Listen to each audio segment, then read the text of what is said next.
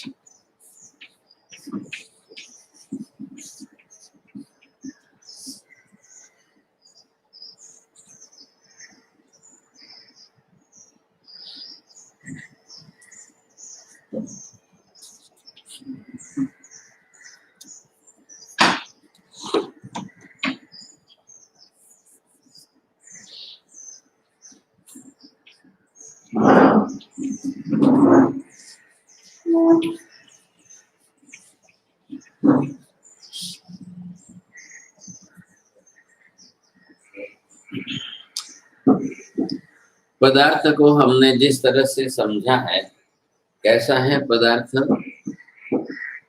और द्रव्य गुण पर्यायात्मक है। पर्याय जो है द्रव्य स्वरूप भी है, गुण स्वरूप भी है, पर्याय स्वरूप भी है। अब जब भी बात आए कि पदार्थ अपने आप में जिसकी विवक्षा जो हम कर रहे हैं कि पदार्थ ऐसा है, पदार्थ ऐसा है, व्यवहार जब भी सामने आता है तब हम व्यवहार करने के लिए उस पर्याय का स्वरूप देखते हैं। अब पर्याय भले ही आपका जो है द्रव्य रूप में हो तो भी और गुण रूप में हो तो भी और पर्याय रूप में हो तो भी, अब तीनों की तरफ आपको लक्ष्य देना है। लेकिन इन सब के अंदर सबसे मुख्य रूप केंद्र में कौन है? द्रव्य रूप। क्यों द्रव्य रूप है? गुण का भी आश्रय द्रव्य है, पर्याय का भी आश्रय द्रव्य है। गुण द्रव्य के लिए बिना भी नहीं रहते हैं और पर्याय भी द्रव्य के बिना नहीं रहती है। तो सबके अंदर मुख्य कौन हो गया? द्रव्य हो गया। अब द्रव्य हुआ तो द्रव्य का ध्रुव होना अनिवार्य हो गया। यहाँ शब्द जो उपमा विगवैवा के अंदर लिया है तो वो ध्रुव है, और हम व्यवहार में अगर बार बार भाषा प्रयोग में नित्य शब्द का प्रयोग भी करते हैं तो उसी अर्थ में आपको समझना चाहिए। तो अगर द्रव्य ही नित्य नहीं रहेगा तो गुण पर्याय कैसे रहेंगे सब? क्योंकि दोनों का आधार आधेय भाव संबंध है। तो कोई भी द्रव्य है तो वो उसके ऊपर ही आश्रित रहेंगे। तो गुण होना भी अनिवार्य है, लेकिन गुण के लिए द्रव्य होना पाया में वो अनिवार्य है मूलभूत रूप से। पर्याय भी होना अनिवार्य है, लेकिन पर्याय का भी मुख्य आधार द्रव्य है, तो द्रव्य का अस्तित्व होता है। पर्याय उत्पाद वे हो सकती है, गुण उत्पाद वे होते रहेंगे, लेकिन अंदर जो है मूलभूत आधार के अंदर द्रव्य का अस्तित्व होना अनिवार्य है। पर्याय उत्पाद वे होना मतलब क्या है? घट तो बनता जाएगा, मिट्टी का क्या होगा? तो मिट्टी सर्वत्र सामान्य रूप में होनी जरूरी है, तो ही घट बनेगा, नहीं तो कैसे बनेगा? कोई भी पर्याय हो, किसी भी प्रकार की पर्याय हो, अब पर्याय का मूलभूत रूप में, द्रव्य का मूलभूत रूप में होना अनिवार्य, तो जाकर के उसके आधार पर पर्याय रहेंगे, फिर उसके आधार पर गुण रहेंगे। अब गुण की जाति, पर्याय की जाति, जाति क्यों कर रहे हैं हम? समानत्व, सादृश्यत्व।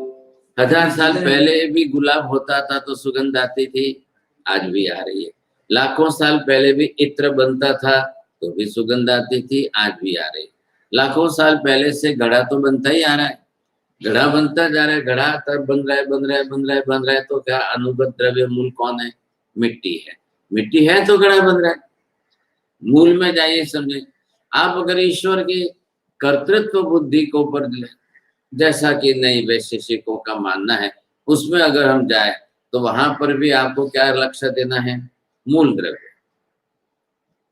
अब मूल द्रव्य करते करते गए तो सारे संसार का पूरा खेल, जहां रोज पर्यायों का परिवर्तन हो, तो केवल जीव पुद्गल में ही, दो में ही हो रहा है, समझे कि नहीं? अब जीव पुद्गल में जो जिस तरह से हो रहा है, इससे आगे बढ़ करके आकाश धर्मास्तिका आदि जो है, वो जो मूल द्रव्य जिस रूप में, उसके ऊपर आप जाइए तो अधिकांश लोग उसके ऊपर नहीं जा रहे हैं। क्यों नहीं जा रहे हैं? द्रव्य ही निष्क्रिय है, स्थिर स्थायी द्रव्य है। आकाश धर्मास्तिका, अधर्मास्तिका द्रव्य, उनमें से कुछ बनता नहीं है। जो कुछ बनता है वो सब पुद्गल में से बन रहा है। क्यों बन रहा है? पूर्ण गलन का स्वभाव उसी का है। तो पूर्ण गलन का जो स्वभाव है, जो सारी प्रक्रिया उसकी चल रही है, पूरी दुनिया में जो भी कुछ बनेगा वो सिर्फ पुद्गल का ही बनेगा। पुद्गल की पर्याय, उसी का व्यवहार, ख्याल आएगा? तो उसी का व्यवहार मतलब क्या? वही उपयोग में आ रहा है।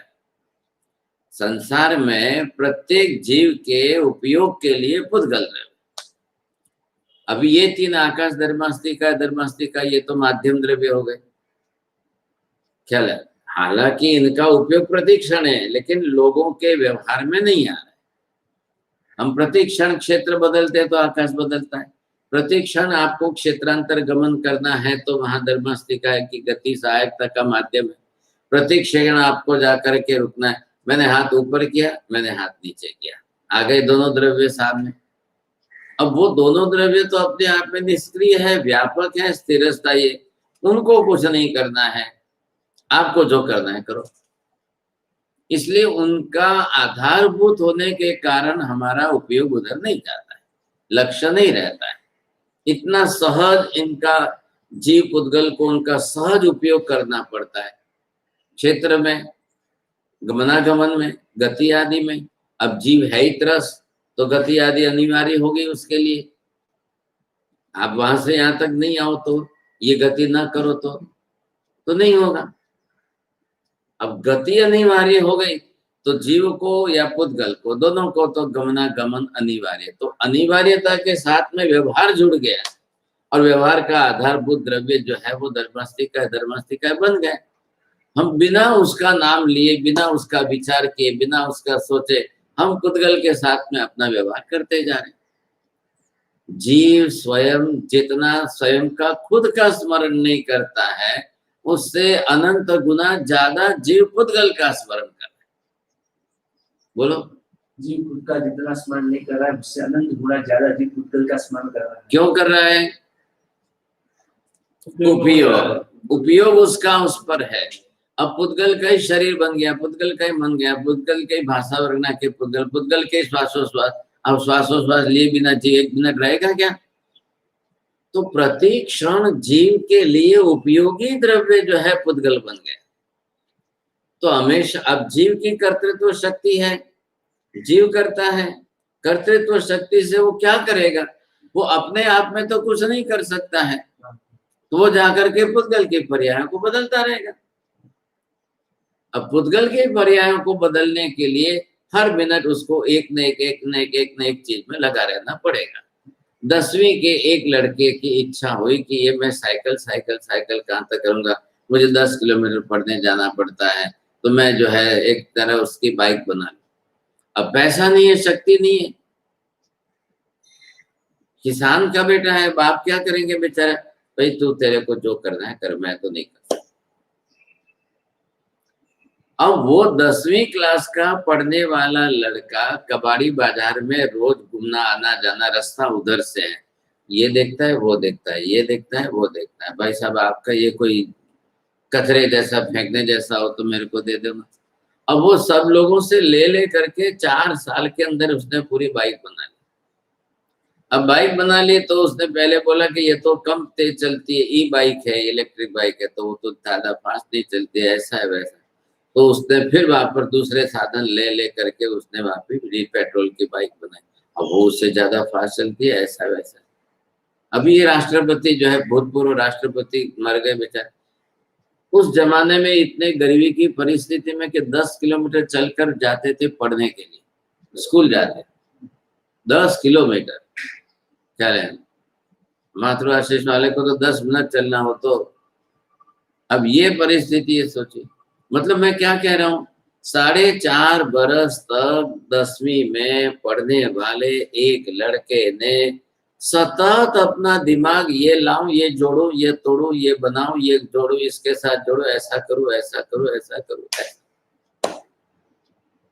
अब एक साधन बना लिया, फर्स्ट की बात नहीं, अब उसके अपने जैसी गरज थी वैसा फर्स्ट कहां से, हजारों चल रहे थे तब तो उसको कबाड़ी में पार्ट मिले। ऐसे ही एक लड़के ने जो है प्लेन देख करके उड़ाने का विचार, खिलौने का प्लेन भी भाई छोटा नहीं, 4-6 फुट का। वो बोले कि रोज आकाश में ये युद्ध के विमान उड़ते हैं, तो वो तो बहुत तेज गति से चलते, क्या करूं, कैसे करूं, क्या करूं, कैसे करूं। अब इंजीनियरिंग माइंड होता है ना, किसको कहते हैं हम, कार्मिकी बुद्धि। 4 प्रकार की बुद्धि में एक बुद्धि जो है कार्मिकी बुद्धि है, करते करते करते करते करते करते वो उस लक्ष्य में रहता है। तो एक जोड़ो दूसरा जोड़ो, एक जोड़ो दूसरा जोड़ो, अब वो करते करते कहां से कहां तक पहुंच जाता है। अगर वो सफलता प्राप्त कर लेता है तो बन गया, बनाया उसने और फिर रिमोट कंट्रोल अपने हाथ में रखा और वो सब देखते देखते उड़ाया उसने, उड़ा करके इतनी स्पीड से भगाया, इतनी स्पीड से भगाया, समझे, लोग देखते रह गए। अब ये जाकर के ये, इसको कहते हैं आवश्यकता ही आविष्कार की जननी है। करें, अब ये जिसकी जो आवश्यकता है उसने उसमें दिमाग लगाकर एक, जिसको धुन कहते हैं, उस धुन से उसने उस कार्य की सिद्धि प्राप्त की। अब उसके लिए जितना समय लगा तो रात दिन उसी में सोचता रहा, लेकिन पदार्थ एक ही रहा उसके लिए। समय कितना बदला, 4.5 साल का काल हम बिताए तो देखो आप कितना समय बीता, लेकिन कार्य सिद्धि उसने उस रूप में करके छोड़ी। ये बात यहाँ पर आप बैठाइए। अब इससे आपको ख्याल आएगा, कोई भी द्रव्य, एक द्रव्य की कितनी पर्याय बनती रहेगी। अब 2 में आई बात, हम 3 को बाजू में रखो। कौन, आधारभूत जो माध्यम वाले हैं वो 3 द्रव्य, उनकी बात, उनको बाजू में रखो, अभी उनमें भी हो रही है। अब बात किसकी आ रही है, सबसे ज्यादा पुद्गल पर्याय का ही परिवर्तन होता है। आज जाके हम सर्वज्ञ केवली सिमंदर स्वामी भगवान को पूछें कि हे भगवान, 5 अस्थि कायात्मक द्रव्य हैं, इन अस्थि कायात्मक 5 द्रव्यों में सबसे ज्यादा पर्याय परिवर्तन किसका हुआ, क्या आया। अब पुद्गल का जीव ने, हमने आकर के एक शरीर तो धारण किया, और एक शरीर हमारा 100 साल तक चलेगा, महाविद्य में 84 लाख पूर्व तक चलेगा, देव नरक के अंदर सागरोपम तक चलेगा।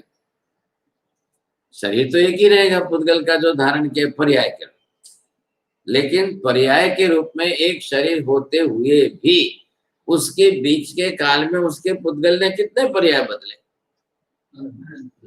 क्या लाया,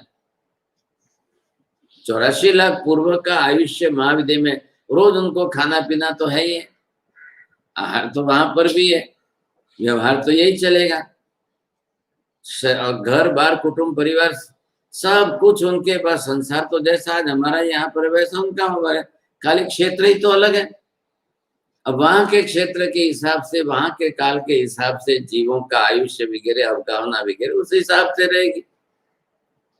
तो वहां भी उनके जीवन में प्रति क्षण आपको कपड़े पहनने पड़ते हैं, वहां पर भी क्या होगा, अब कपड़े पहनने हैं तो जो है कापूर सुखाओ, रुई बनाओ, तोड़ी बनाओ, उसमें से कपड़ा बनाओ, कपड़ा धो, कपड़ा बदलो, कपड़ा फाड़ो, कपड़ा करो, पर्याय पर्याय पर्याय। अब उनको भी वहां पानी पीना है कि नहीं, तो क्या लाएंगे, घड़ाई तो लाएंगे। अब घड़े की कौन सी पर्याय भाई, घड़ा लाया, ये फूट गया, फिर दूसरा बना। अब साधन सामग्री सब खुदगल के बिना बनती नहीं। तो अपने शरीर में सतत पर्याय का परिवर्तन हो रहा है, अंदर हो रहा है, उसको अनुगत अलग समझो, क्षणिक है, उसको हम काल में मापेंगे। तब आपने कालवाची न संज्ञा रखकर क्षेत्रवाची संज्ञा रख, ये समझने के लिए आपको कालवाची संज्ञा का आश्रय लेना पड़ेगा, ये समझने के लिए आपको क्षेत्रवाची संज्ञा का आश्रय। अब कैसे करेंगे हम, ध्यान दो। तो एक पुद्गल, सबसे पहली बात क्या आ गई, नियम बनाओ कि अस्तिकायात्मक पांचों द्रव्यों के अंदर जीव द्रव्य को पुद्गल के बिना संसार में रहना संभव नहीं। बोलो, अस्तिकायात्मक द्रव्यों में से जीव को पुद्गल के बिना संसार में रहना संभव नहीं। बस, अब जीव को पुद्गल के बिना रहना संभव नहीं है, तो ये निश्चित हो गया कि जीव को रहने के लिए आधारभूत द्रव्य पुद्गल बन गया।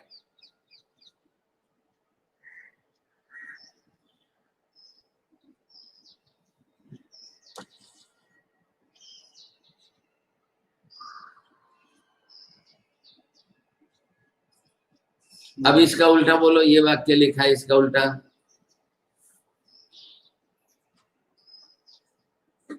पुद्गल के बिना जीव ये पास की जगत में रह सकता नहीं। ये पूरा वाक्य, इसमें से आपको एक दो ही शब्द बदलना है, वही बस आप देखो उसका उल्टा करना है। हाँ, संसार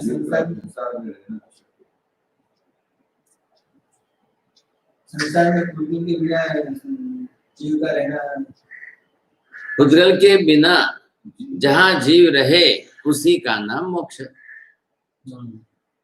उल्टा उल्टी व्याख्या हो गई कि नहीं, जहां पुद्गल के बिना रहना संभव ही नहीं है वो संसार है, और जहां पुद्गल के बिना रहना संभव है उसी का नाम मोक्ष है। अब आपको इसमें आपकी साधना क्रिया जोड़ो, क्या मिलती है इसमें, क्रियात्मक साधना का रहस्य इसमें से कैसे खुलता है, दूसरे वाक्य में और पहले वाक्य में तुलना करो तो। पुद्गलिक भाव वो है संसार और अपुद्गलिक भाव है वो है मोक्ष। अरे पुद्गल के बिना रहने का और पुद्गल के बिना न रहने का, पुद्गल के बिना रहना संभव ही नहीं है उसका, और पुद्गल के बिना जहां रह सकता है वही मोक्ष है। तो आप अपनी साधना की क्रिया क्या, अब जीव पुद्गल के बिना रहने का अभ्यास करता जाए, कम से कम पुद्गलों का हम संबंध करके संसर्ग करके अपना व्यवहार चलाएं, इसका नाम परिग्रह, परिमाण या अपरिग्रह। हो गई बात पूरी। क्यों जोड़ा है भगवान ने इस व्रत की व्याख्या इस रूप में क्यों की, आप देखिए इस रूप में क्यों की है। अब लक्ष्य क्या बनाया है, पहले ध्यान से समझ लो। जैन धर्म के अंदर भगवान ही केवली और भगवान ही मुक्त है, मोक्ष में गए हैं, और संसार से सब जीवों को मुक्त करने का लक्ष्य उनका है। सभी जीव करो शासन रसी का यही रहस्य है, इसीलिए वो भगवान बने, और भगवान बनने के बाद अपने जो भाव थे सभी जीव करो शासन रसी के, अब वो प्रैक्टिकल रूप में करने के लिए सब जीवों को जो है मुक्त करने का लक्ष्य बना रहे। तो उसके लिए क्या करना है कि धर्म की प्रत्येक बात बनाने में, जोड़ने में मोक्ष का लक्ष्य लेकर ही बनाएंगे। आ रहा है ख्याल में आपको, प्रत्येक बात का लक्ष्य जो है, जिसको हम कहते हैं अंतिम लक्ष्य, तो अंतिम लक्ष्य रखेंगे मोक्ष का। कैसे भी करके जीव को मोक्ष की दिशा में जोड़ना है, उस दिशा में उसको ले जाना है। सम्यक तो प्राप्त कराओ तो भी मोक्ष की दिशा, श्रावक जीवन के अगर देशवृत्ति का भी धर्म आचार से बताओ तो भी मोक्ष लक्ष्य का, साधु जीवन के सर्ववृत्ति के सब व्रत नियम आदि बनाओ तो भी मोक्ष लक्ष्य का। बस इतना ही फर्क है, साधु गृहस्थ की अपेक्षा एक कदम आगे बढ़ गया, एक गुणस्थान आगे बढ़ गया। आगे बढ़ गया तो उसको परिवर्तन कितना पड़ा है। जो गृहस्थ के लिए परिग्रह का परिमाण था वो साधु के लिए अपरिग्रह बन गया। अब आया सारा परिग्रह किस पर आश्रित है, पुद्गल पर। घर मकान गाड़ी बाग बगीचा बंगला साधन सामग्री कपड़े लत्ते दागिना आभूषण है क्या, धन धन खित्त वस्तु કેટલા બોલો છો કાકા, ધન ધન ખિત્ત વસ્તુની અંદર 9 પ્રકારના પુદ્ગલ ના પડે। अब 9 पुद्गल के, इसलिए अब अंतर्गत मूल में क्या किया महावीर ने, पुद्गल का राग घटाओ तो ही धर्म होता है, पुद्गल का राग बढ़ाओ तो ही संसार बढ़ता है। बोलो। पुद्गल का राग घटाओ तो ही मोक्ष मिलता है, पुद्गल का राग बढ़ाओ तो ही संसार बढ़ता है। संसार का मतलब ही ये है, जितना पुद्गल का राग हो उतना बढ़ाते जाओ, जितना ज्यादा आपको पुद्गल का संग्रह करना है करते जाओ, जितना ज्यादा पुद्गल का भोग करना है करते जाओ। अब भोग में क्या आया, एक बारम एव उपयोगम क्रियते तस्य समाप्तिर भविष्यति चेत भोग, पुनः पुनः यस्य उपयोग करणीयम तदेव उपभोग। फर्क क्या है, हमने खाना वगैरह खाया, एक बार में जो खाया वो पूरा हो गया, खेल कदम समाप्त हो गया, अब बचा नहीं सामने। लेकिन उपभोग में क्या है, एकस्यैव पदार्थस्य पुनः पुनः भोगः करणीयम, पदार्थस्य समाप्ति न संभवति, स्वस्य इच्छाया समाप्तिरपि न भवति, पुनः पुनः तस्य उपयोग करनत्वात् उपभोग। अब गाड़ी का उपयोग बार बार करना है, कपड़े का उपयोग बार बार करना है, दागिने का उपयोग बार बार करना है, दागिने एक बार पहन के फेंक तो नहीं देंगे, विसर्जन नहीं है उसका। खाना पीना आपका विसर्जन का है, एक बार खाया खत्म, एक बार पिया खत्म, एक बार हुआ पूरा हो गया। ऐसा है किसका, दोनों ही पुद्गल के साथ व्यवहार है। अब महावीर ने केवली ने क्या देखा, जीव का पुद्गल के बिना संसार नहीं, पुद्गल के बिना व्यवहार नहीं, पुद्गल के बिना उपयोग नहीं, पुद्गल के बिना जीना नहीं, पुद्गल के बिना रहना नहीं। अब जीवों की पहचान पुद्गल से हो गई। ओहो धीरू भाई अंबानी साहब, अंबानी देखो, अंबानी परिवार क्या है उनके पास, पुद्गल का ही अंबार है सब, इतना पुद्गल का, इतना पुद्गल का है। 600 करोड़ का जो है उसका रहने का मकान है, 600 नौकर जाकर काम कर रहे हैं, अब रोज का पगार ही करोड़ों में जा रहा है, तो उनका तो पूरा मतलब पुद्गल के साथ ही है। अब वो बेचारे पुद्गल के अति उपयोग में, अति उपयोग में, अति उपयोग में क्या होगा उनका, क्या होगा। अब सदगति संभव नहीं है, मोक्ष की दिशा तरफ एक कदम आगे बढ़ नहीं सकते हैं, तो संसार ही बढ़ने वाले। और वो उसी लक्ष्य वाले थे, उनको जब तक यहाँ से भेद ज्ञान ना आए तब तक वो क्या करेंगे। अब आ रही है बात आपको ध्यान में कि पूरी धर्म की वृत्ति, मनोवृत्ति जो बनानी है उसके पीछे जो है पुद्गल के त्याग की बुद्धि है। इसलिए जैन धर्म त्याग धर्म कहलाता है। क्या त्याग धर्म का मतलब क्या है, दूसरा कोई धर्म भोग धर्म कहलाता है और ये त्याग धर्म कहलाता है। क्यों, आप जब तक पूरा द्रव्यानुयोग का पाया नहीं बनाओगे, नहीं करोगे, वहां तक आपकी पूरी धर्म व्यवस्था भी नहीं बैठेगी। मैं बार बार क्यों कह रहा हूं, सबका आधार द्रव्यानुयोग है, मूलभूत द्रव्यानुयोग है। अब द्रव्यानुयोग समझ में आ जाएगा तो आपको हर पदार्थ का ख्याल है। अब नित्य पदार्थ का ख्याल आएगा तब आप नित्य भावना का विचार करोगे। कहने के लिए अनित्य भावना है, लेकिन उसके अंदर नित्य का भेद करके विवेक करना वही तो है।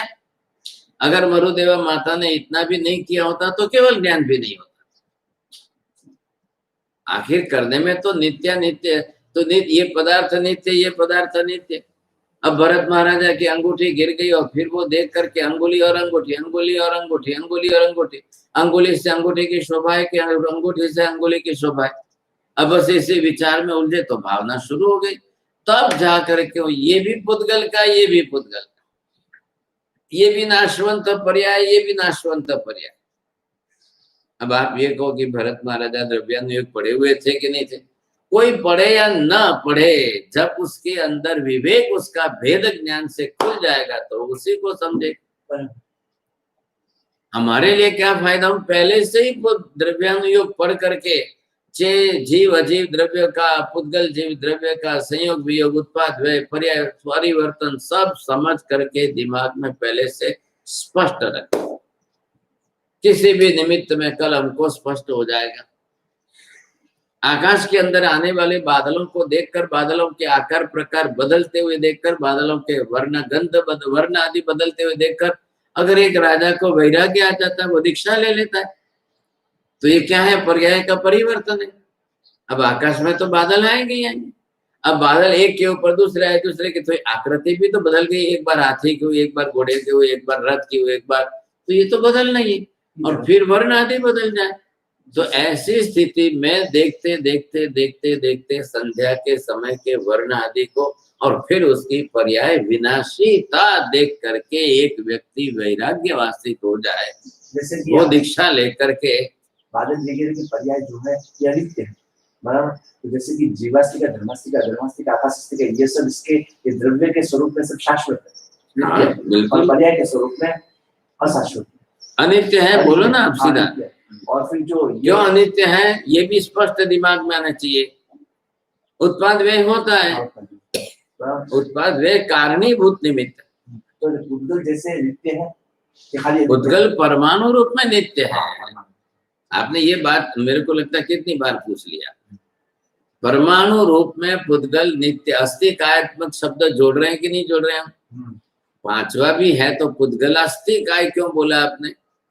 हाँ, अस्तिकाय मतलब ही है कि द्रव्य तो नित्य ही है। अब द्रव्य नित्य है तो उसमें क्या हो रहा है? अनित्यता किसके कारण आ रही है?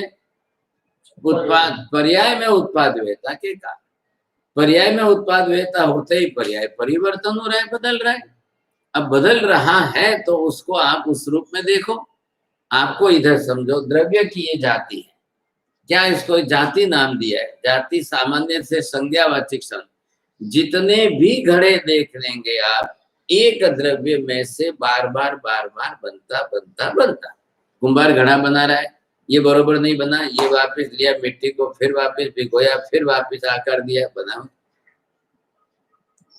अब पहले आपको क्या समझना है, कितनी इधर देखो, कितनी भी पर्याय बदलती जाए, अनुगत द्रव्य से अनुगताकारता, एकाकारता, एक अनुगताकारता बुद्धि तिर्यक ऊर्ध्वता सामान्य।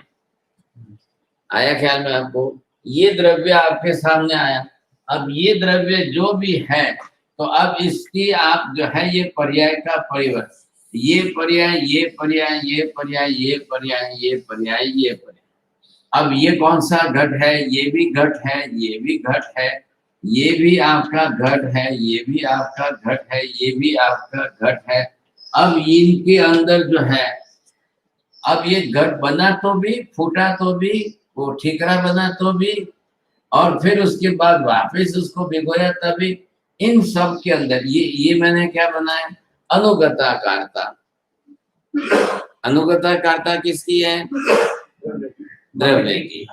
ये जो द्रव्य चल रहा है, अब यहाँ से जो है मूल द्रव्य कौन है? ये मिट्टी द्रव्य। अब ये मिट्टी द्रव्य अनुगताकारता बुद्धि से ये बना, एक पर्याय पहली बनाए परी, दूसरी पर्याय बनी, तीसरी पर्याय बनी, चौथी पर्याय बनी। अब आप जितनी पर्याय बनती जाए, सबके अंदर अनुगत आकार बुद्धि से एक ही द्रव्य चल रहा है। चला, मैंने आपको बात बताई थी कि भाई बहू ने, नई बहू शादी करके आए, बोले नहीं नहीं मुझे ये तो पसंद नहीं है दागीना, तो ससुर ने जो है पर्याय बदल दी। बोल भाई तेरे को कैसा पसंद है? ऐसा पसंद है, ऐसा बना दे। फिर अब उसकी बहू आई तो फिर वापस पर्याय बदला। अब ससुर सोचते हैं कि मुझे कोई दोष नहीं है, अफसोस नहीं है था। क्यों नहीं है? द्रव्य नित्य है, पर्याय बदल रहा है। द्रव्य वही है। अब द्रव्य में तो कोई फर्क नहीं पड़ रहा है, मुझे कुछ भी नहीं लग रहा है। अब पर्याय बदलती जा रही है, तो ये जितनी पर्याय आप बदलती जाए, पर्याय बदलती जाए। अब बदलती पर्याय के अंदर बदलेगी, बदलती शब्द जब हमने लिया, मतलब क्या आया? बदलना क्या हुआ? पर्याय। पर्याय का बदलना क्यों हुआ? उत्पाद व्यय से। उत्पाद व्यय के कारण प्रक्रिया बदलती गई, बदलती। एक ही घर है, एक ही ससुर है और एक ही परिवार है। अब एक ही सोना बरसों का लिया हुआ है। अब जब जिसको जो पसंद पड़े वैसे पर्याय धारण करवाओ, तो द्रव्य का तो नुकसान कुछ भी नहीं है। द्रव्य का नुकसान तो कुछ नहीं हो रहा है, मूल द्रव्य तो वही रह रहा है और पर्याय बदलती जा रही है। लोग राजी किससे हो रहे हैं? पर्याय उत्पाद व्ययात्मक है, पर्याय द्रव्यात्मक है। सिद्ध की पर्याय कौन सी बन गई? अब साई अनंता तेसिम थी, अब वो कैसी हो गई? उनके अलावा धर्मास्तिकाय की पर्याय कैसी है?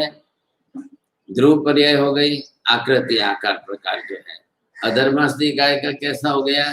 ध्रुव हो गया तीन काल में।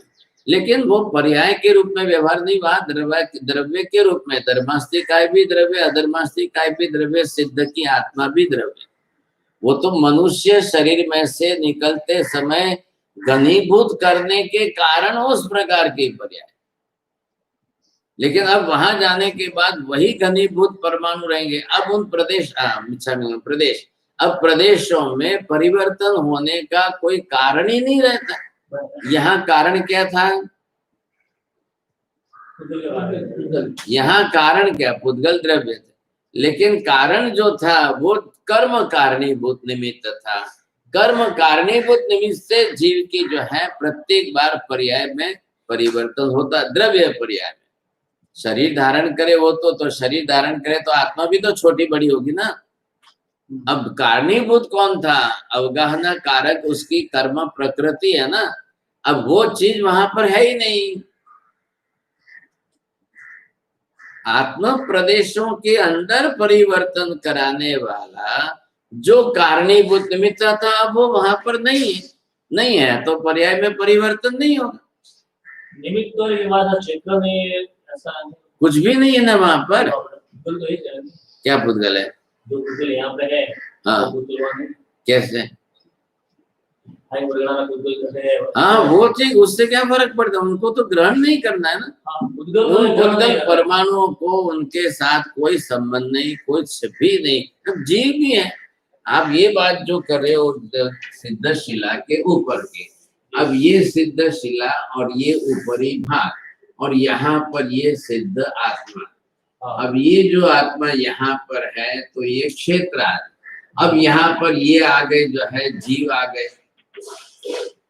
अब इन जीवों के साथ इनको जिस तरह से दूसरे जीव है, ये कौन से जीव है? कितने जीव है? बोलो, तुम्हारे बोला ना।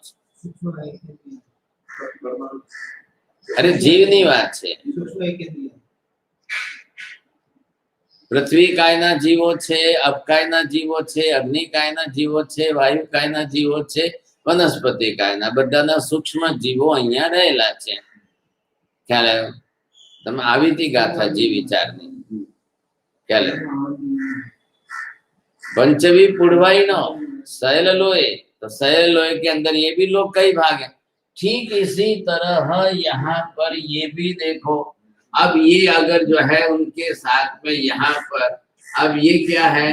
ये वर्गणा है। अब ये वर्गणा है तो ये वर्गणा इन एकेंद्रीय जीवों को तो काम आ रही है ना। एकेंद्रीय जीव जो वहां पर है कितने हैं? अनंत है सूक्ष्म रूप में। तो उनको भी श्वास लेना है कि नहीं? उनको भी शरीर बनाना है कि नहीं? अरे भाई सूक्ष्म है तो सूक्ष्म ही शरीर तो बनाएंगे। बिना शरीर का संसार में कोई रहता ही नहीं। पहला तो आधारभूत नियम तो फिक्स हो गया ना। अब ये रहते तो इनको वर्गना तो अनिवार्य है। किसी भी जीव को संसार में रहने के लिए, अभी क्या लिखा आपने? पुद्गल के बिना तो संसार में जीव रहेगा नहीं। तो ये पुद्गल के परमाणु, इन परमाणुओं का समूहात्मक स्वरूप उसका नाम है वर्गना। और जीव को लेने लिए बिना रहना नहीं है, तो जीव तो लेना ही पड़ेगा। आहार लेगा तब शरीर बनेगा, शरीर लेगा तब श्वासोश्वास आएगा, श्वासोश्वास आएगा। तो ये उसके लिए अनिवार्य है। तो भले ये क्षेत्र है। अब ये क्या? लोकांत क्षेत्र सिद्ध शिला के ऊपर का है। अब ये 12 योजन का अंतर है और यहाँ से यहाँ तक इतना 45 लाख योजन का है। तो कितने पुद्गल परमाणु रहेंगे? अनंत अनंत पुद्गल परमाणु रहेंगे। अनंत अनंत जीव रहेंगे। 45 लाख योजन किसको बोलते हैं? तो रहेंगे रहेंगे तो रहेंगे। अब सिद्ध बैठे हैं, उनके ऊपर घूम रहे हैं, उनके ऊपर जीव आकर के बैठे, उनके ऊपर पुद्गल परमाणु ऐसे ढके हुए रहते।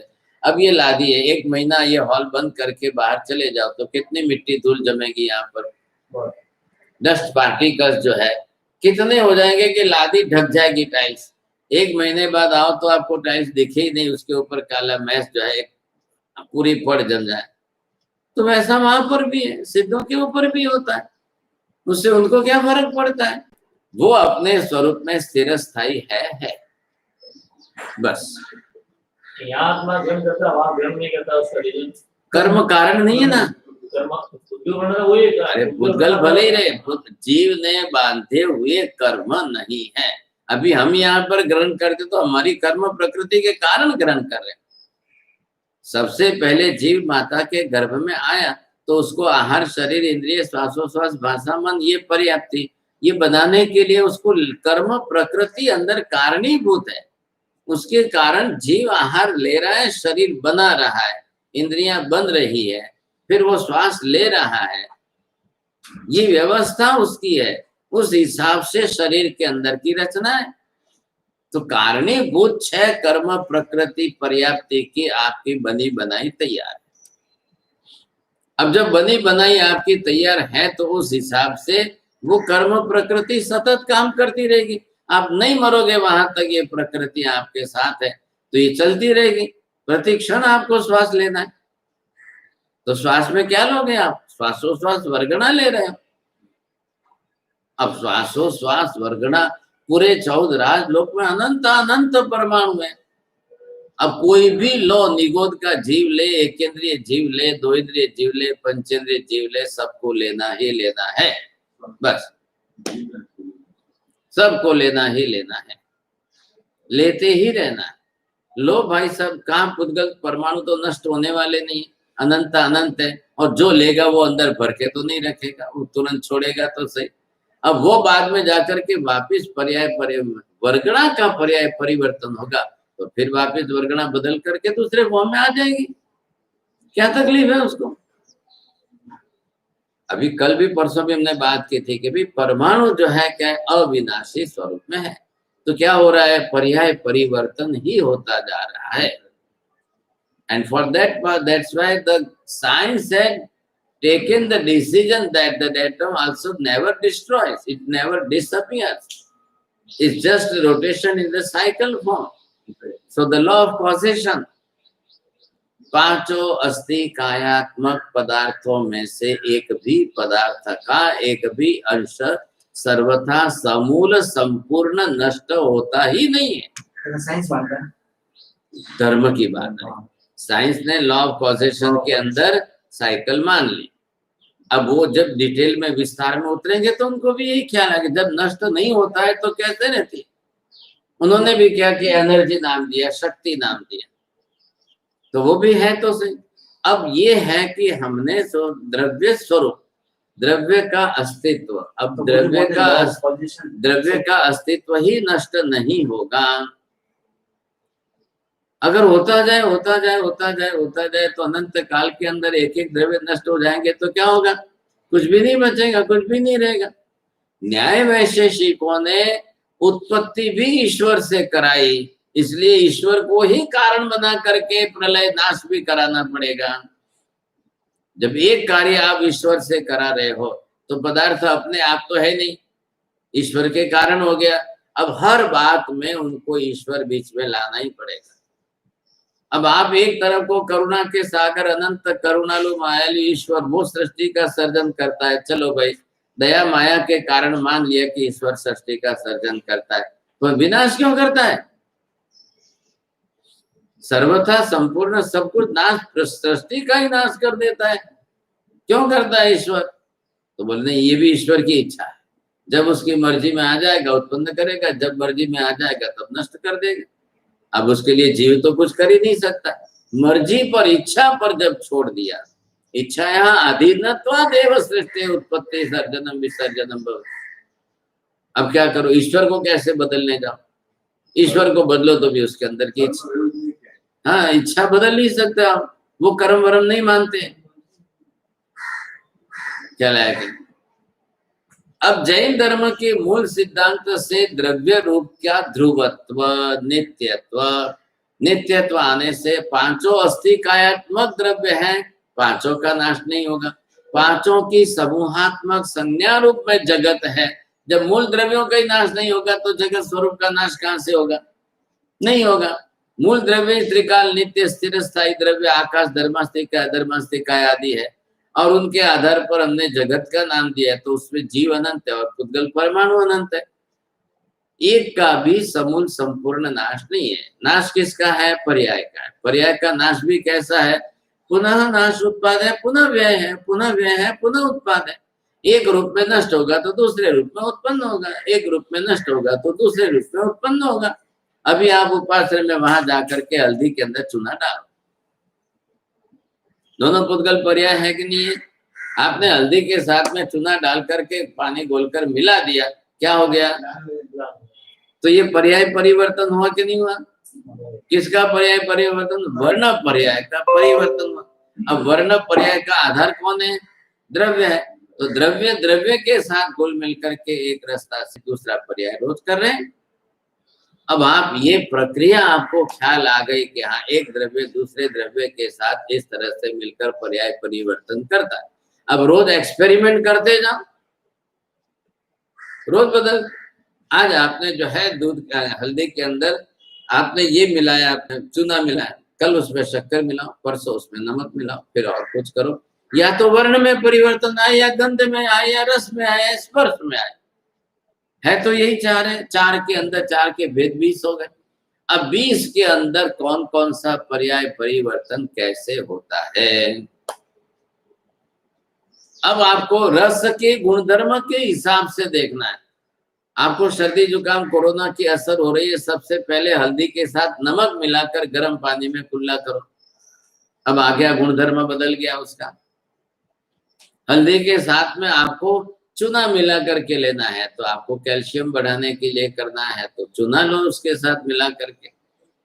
अब वर्ण से करो तो देखने में रूप रंग आएगा, गंध से करो या रस से करो या स्पर्श से करो। अब चूना भी गर्म है, हल्दी भी गर्म है। अब जिसको गर्म पड़ रहा है तो उसके लिए गरम गरम के लिए मत करो भाई, उसके लिए शीतोपचार करो। 8 स्पर्शों के आधार पर पूरी चिकित्सा पद्धति बन रही है। अरे ख्याल में आपको 8 स्पर्श के लिए पूरी चिकित्सा पद्धति है। अब वायु के लिए नाशक कौन उपाय चाहिए? उष्ण का। उष्ण स्पर्शी उपाय वायु नाशक होते हैं। शीत स्पर्शी उपाय वायु कारक, वायु वृद्धि कारक होते हैं। अब ये कौन सा नियम बना? द्रव्याश्रित नियम बना है। आपकी शरीर प्रकृति कौन सी है? आपके शरीर में वायु कारक रोग बढ़ रहे हैं। घुटने का रोग वायु कारक है। कारणीभूत निमित्त क्या हुआ? निदान करो, डायग्नोसिस। अब वायु किस लिए बढ़ रहा है? आप ठंडा ले रहे हो, ठंडे में रह रहे हो, ठंडा खा रहे हो, ठंडे पर बैठ रहे हो, हर जगह पर ठंडा ठंडा ठंडा। उनको वायु निश्चित बढ़ेगा, वायु प्रकोपित होगा, वायु खराब होता जाएगा उनका। वो सुबह का भात शाम को खाएंगे तो भी वायु बिगड़ेगा, फ्रिज का लेकर खाओगे तो भी वायु बिगड़ेगा। फ्रिज में रखा हुआ दही बाहर निकाल करके छाछ बनाकर खाओ, कुछ भी करो, वायु विकृत होता जाएगा सब। शीत स्पर्श वो जो है वायु को बिगाड़। अब उसी जगह पर उष्ण स्पर्श दो। आप गर्म करके तेल की मालिश करो, आपके वायु को वो असर कर देगा, वायु को वहां से भगाएगा सब। अब ये नियम समझ लेना है हमको। मौलिक नियम क्या है? वो ये है। बस बात हो गई आपको। ये आपके लक्ष्य में स्थिर हो जाना चाहिए। अब मैं कोई भी अगर शीत कारक उपयोग करता हूं तो हानिकारक होगा, नुकसान ऊपर बढ़ाएगा उसको। अब महिला इस स्वभाव की है, शू करो હવે વધારે भात वधी गया, હવે शू करो हांजे, तो वो अपनी तरफ से कुछ भी जानते, फेंकना तो नहीं है था, वो करेंगे तो गर्म करके देंगे तो नहीं चलेगा। नहीं चलेगा। अब उसके गुणधर्मों पर जाओ। भात इस प्रकार के हैं कि उसके ऊपर ठंडा होते ही बैसिलियस बैक्टीरियल ग्रोथ बढ़ जाती है वही बाजरी का रोटला है, बाजरी का है चीज है, वो ठंडा होगा तो उसके ऊपर उत्पन्न नहीं होगी, तो बाजरी का रोटला ठंडा होगा तो भी चलेगा, मूल से वो गर्म वो मूल में गर्म है। अब आप समझ गए गुणधर्म में, बाजरो आमे गर्म छे, तो उसकी उसकी गुणवत्ता अलग है। इसको चावल के साथ मत बैठाओ, मूल गुण देख रहा हूँ मूल गुण में ऐसा है। तो मूल आपके शरीर में मूल पर्याय परिवर्तन क्या हो रहा है? वायु का प्रकोप। अब मूल में जाके निदान करो, उसके आधार पर चिकित्सा बनाओ। वायुनाशक कौन है? सूंठ वायुनाशक है, अजवाइन वायुनाशक है, सिंधा नमक वायुनाशक है, संचल वायुनाशक है, एरंडिया वायुनाशक। अब सैकड़ों पदार्थों को ऋषि मुनियों ने गुणधर्म से एक प्रकृति विभाग में अलग किया। अब उसका उपयोग आप करो, आपके लिए फायदा हो जाएगा। अब जिसको डकारें आती रहती है उनको क्या समझना चाहिए? वायु प्रकोप है। वायु प्रकोप किसके कारण है? अजीर्ण अपच के कारण है। अब उनको सीधा देखना है कि सूंठ का उपयोग, एरंडी का उपयोग, उनको अजवाइन का उपयोग, उनको सिंधा नमक, उनके अजीर्ण को ठीक करे तो अजीर्ण के बंद होने से डकारे कम हो जाएंगे। अब अजीर्ण होते हुए भी आप खाते जा रहे हो तो हेमचंद्राचार्य ने कह दिया अजीर्णे विषम भोजनम। उपवास के कारण नहीं आ रही है, पहले का अंदर कल का जो है, क्योंकि उपवास कल करना है तो आज उत्तर पार ना करना है, डबल खाओ फिर कल उपवास करो, ये मानसिकता हमारी बन गई। तो ये आज उपवास करो, लेकिन अभी पड़ा तो है ना कल का पेट में, तो वो क्या करेगा? ओवर खाया तो फिर वो तो डकारे फेंकेगा बाहर। अब उसी में से वो अंदर सड़ रहा है तो उसका वायु उसमें से बढ़ रहा है, तो वो निकलना तो है कहीं से भी। और डबल खड़ा। अब आपको ये देखना है मूल, तो पर्याय का परिवर्तन, पर्याय परिवर्तन के पीछे मूलभूत द्रव्य शीघ्र आत्मा ऊपर श्वासोश्वास हो गए नहीं, फिर बात किधर से आए? तो ऊपर श्वासोश्वास तो नहीं है ना? अरे भाई साहब है कि नहीं, आपको क्या लेना देना? शरीर है क्या उनके पास? नहीं, तो फिर कैसे लेंगे श्वासोश्वास? कर्म है क्या उनके पास? श्वासोश्वास का भी कर्म है अंदर। श्वासोश्वास लेने के लिए, उसको पर्याप्ति बनाने के लिए श्वासोश्वास पर्याप्ति नाम कर्म है, और चलाने के लिए अखंड धारा में ये चलाने के साथ आयुष्य कर्म है। अब कर्म ही नहीं है वहां पर, तो शरीर भी नहीं है, शरीर नहीं है तो श्वासोश्वास कहाँ से लेना है? तो अपने गुण धर्म के बारे में किसे? सिद्ध की आत्मा अनंत समय तक वहाँ स्थिर है। हाँ, किससे? अपने द्रव्य स्वरूप से है। वो द्रव्य तो है ना, आत्मा तो है कि नहीं वहां पर? जीव तो है। हाँ, जीव को जीना कैसे है? बिना कहाँ जीना ही नहीं है उसको, शरीर का है। आत्मा को सीधे आत्मा को ही रहना है ना। हमने आपने क्या लिखा ऊपर? संसार में रहने के लिए जीव को पुद्गल की अनिवार्यता है, और पुद्गल संग बिना, सर्वथा पुद्गल द्रव्य के संग बिना रहे, उसका नाम मोक्ष है। अब द्रव्य मोक्ष की बात करो, जीव भी मोक्ष द्रव्य है और पुद्गल भी द्रव्य, और दोनों का संयोग संबंध संसार में कैसा था?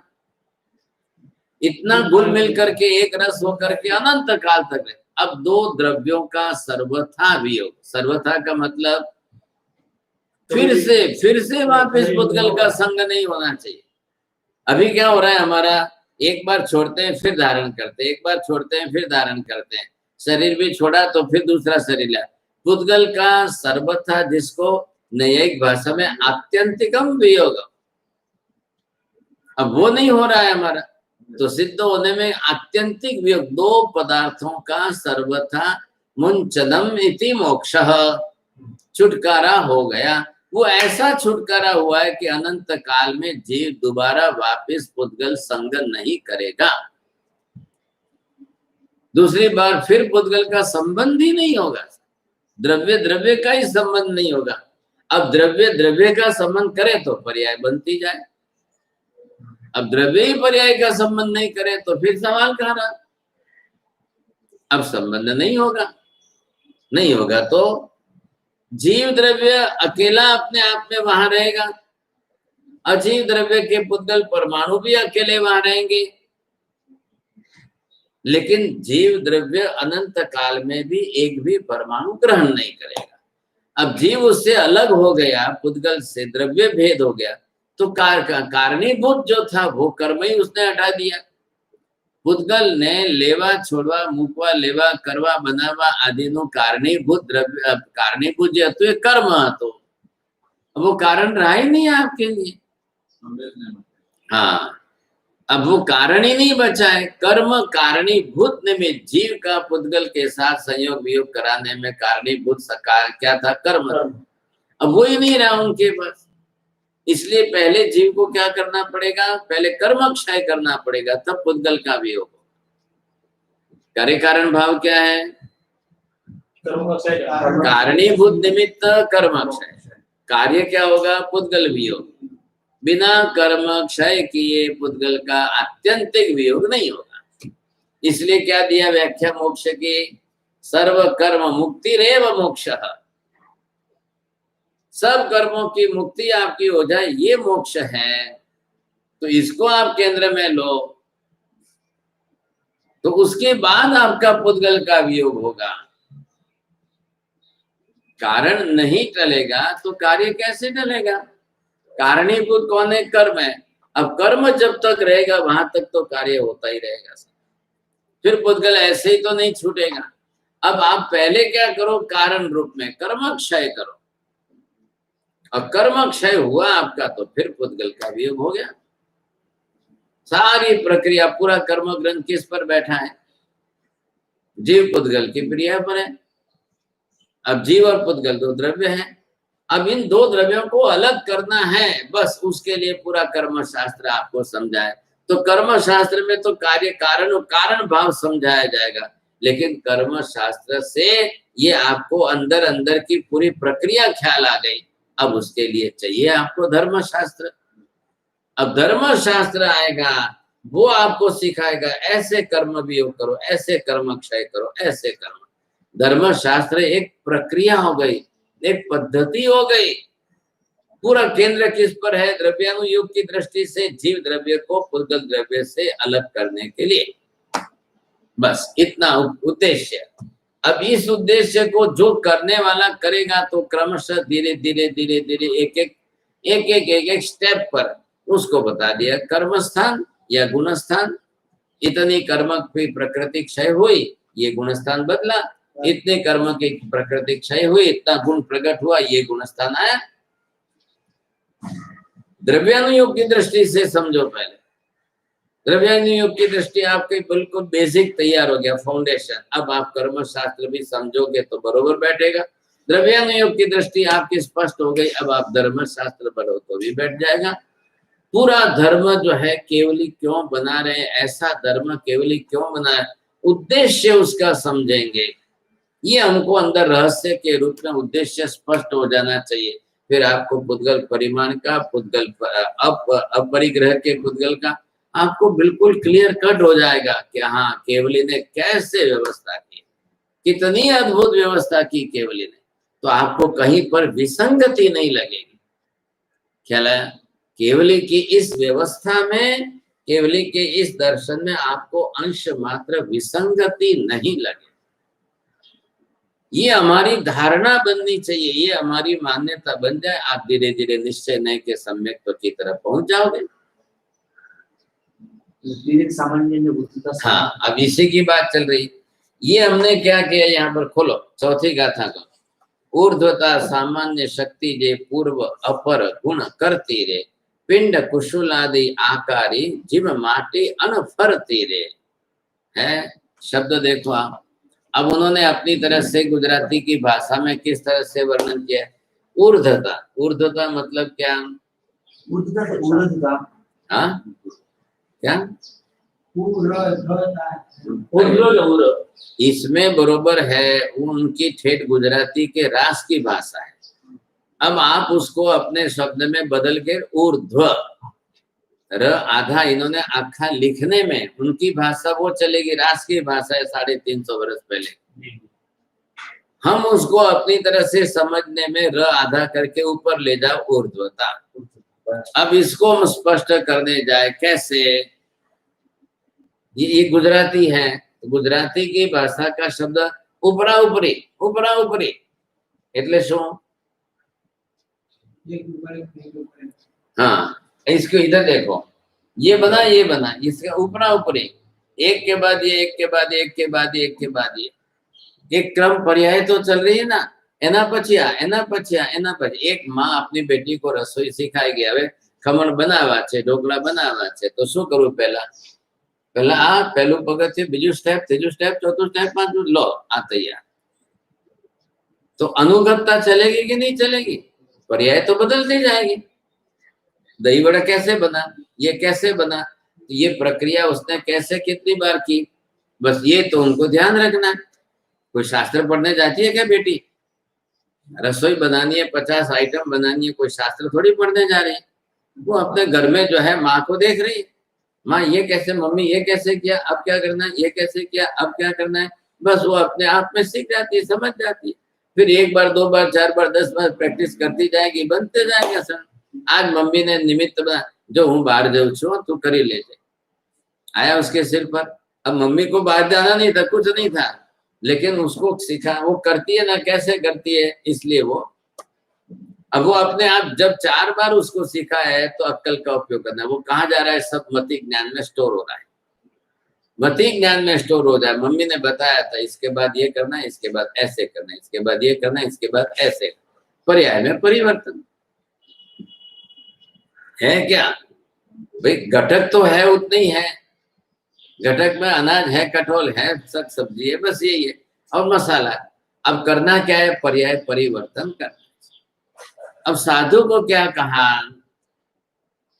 उनकी बात, उनकी बनाने की बात आई। अब खाने वाले को क्या कहा है? वो पर्याय परिवर्तन रोज करेंगे। साधु को उसके ऊपर द्रव्य दृष्टि लानी है, पर्याय दृष्टि नहीं लानी है।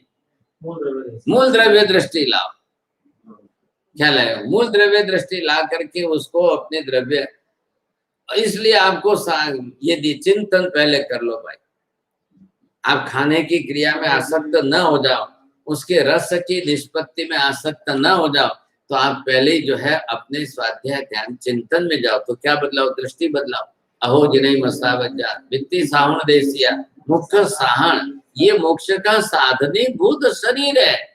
तो ये जो मोक्ष का साधनीभूत शरीर है, इसको टिकाने का आधार द्रव्य है, तो द्रव्य को टिकाओ।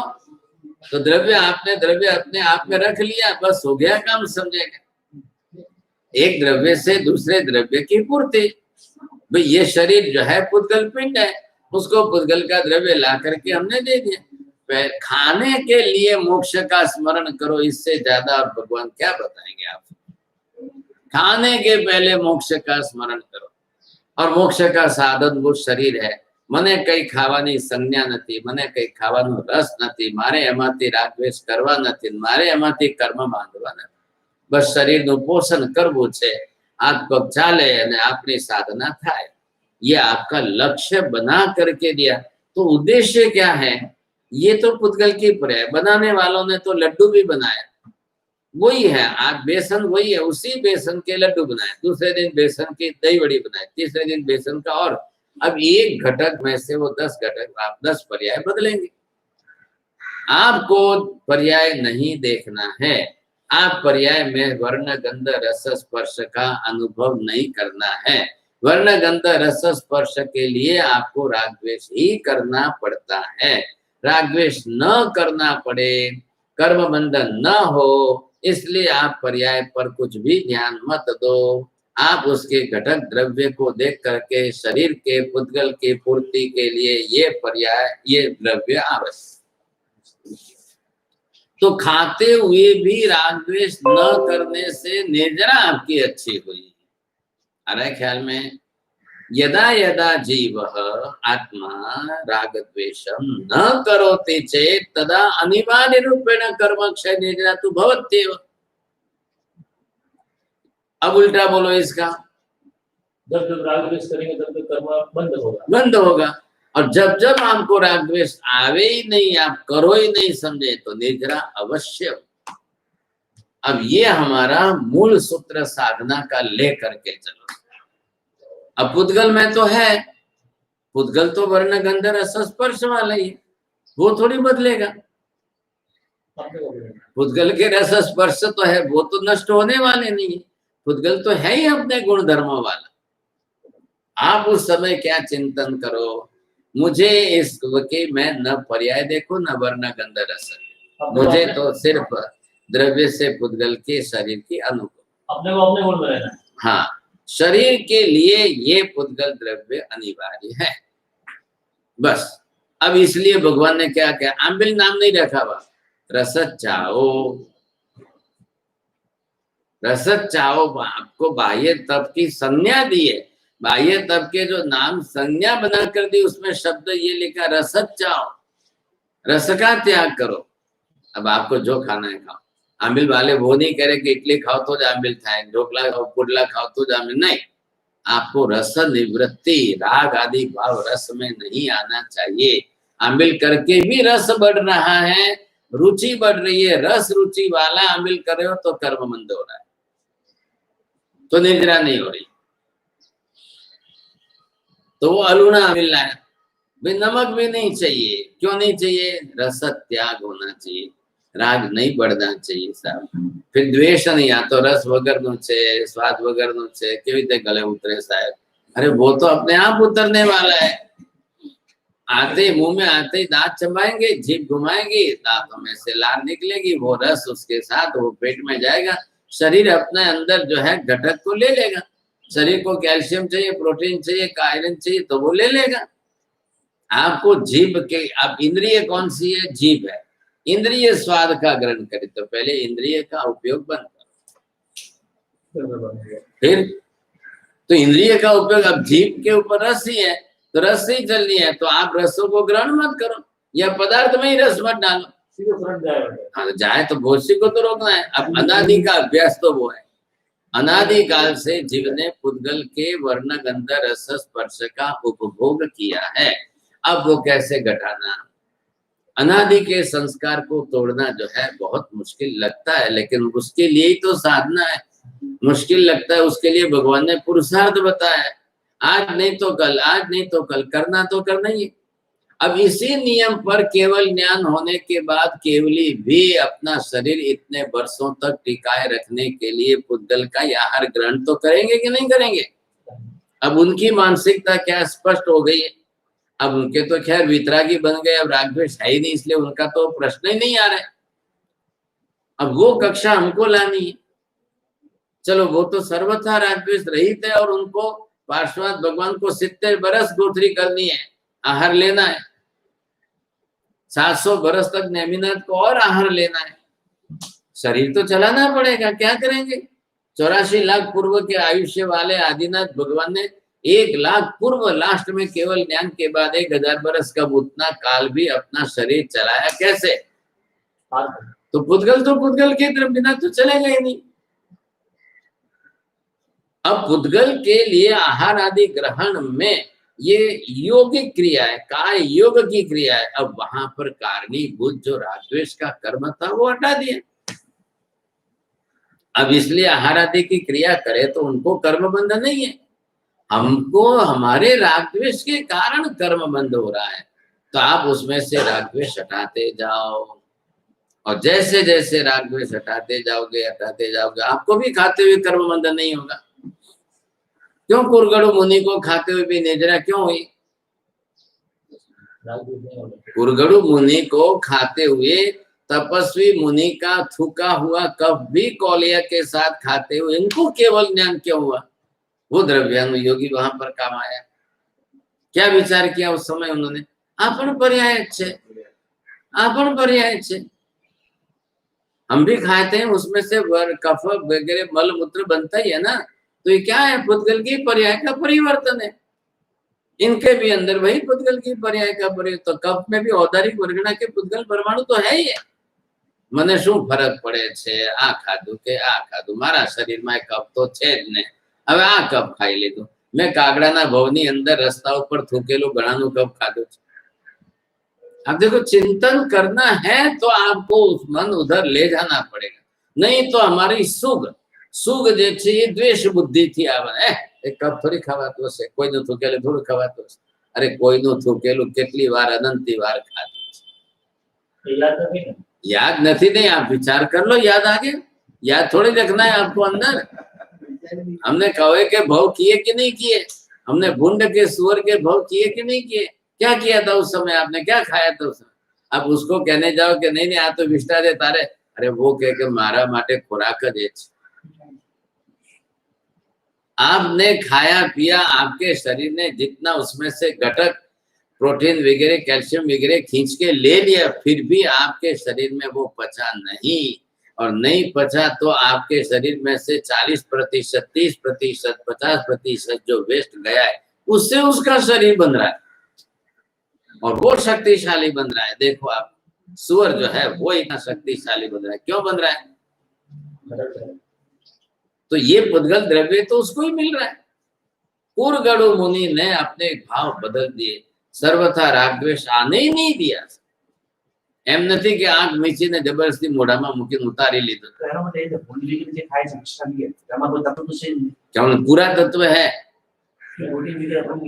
आपने लिया कितना? जितना पुद्गल में था उसमें से लिया 40%, 50%, 60%। आपकी क्षमता कितनी है? आपका पाचन तंत्र बिगड़ा हुआ है। बादाम खाओ छो, एक मानस एक मिनट में 30 बादाम खाए, वही पचने के कारण।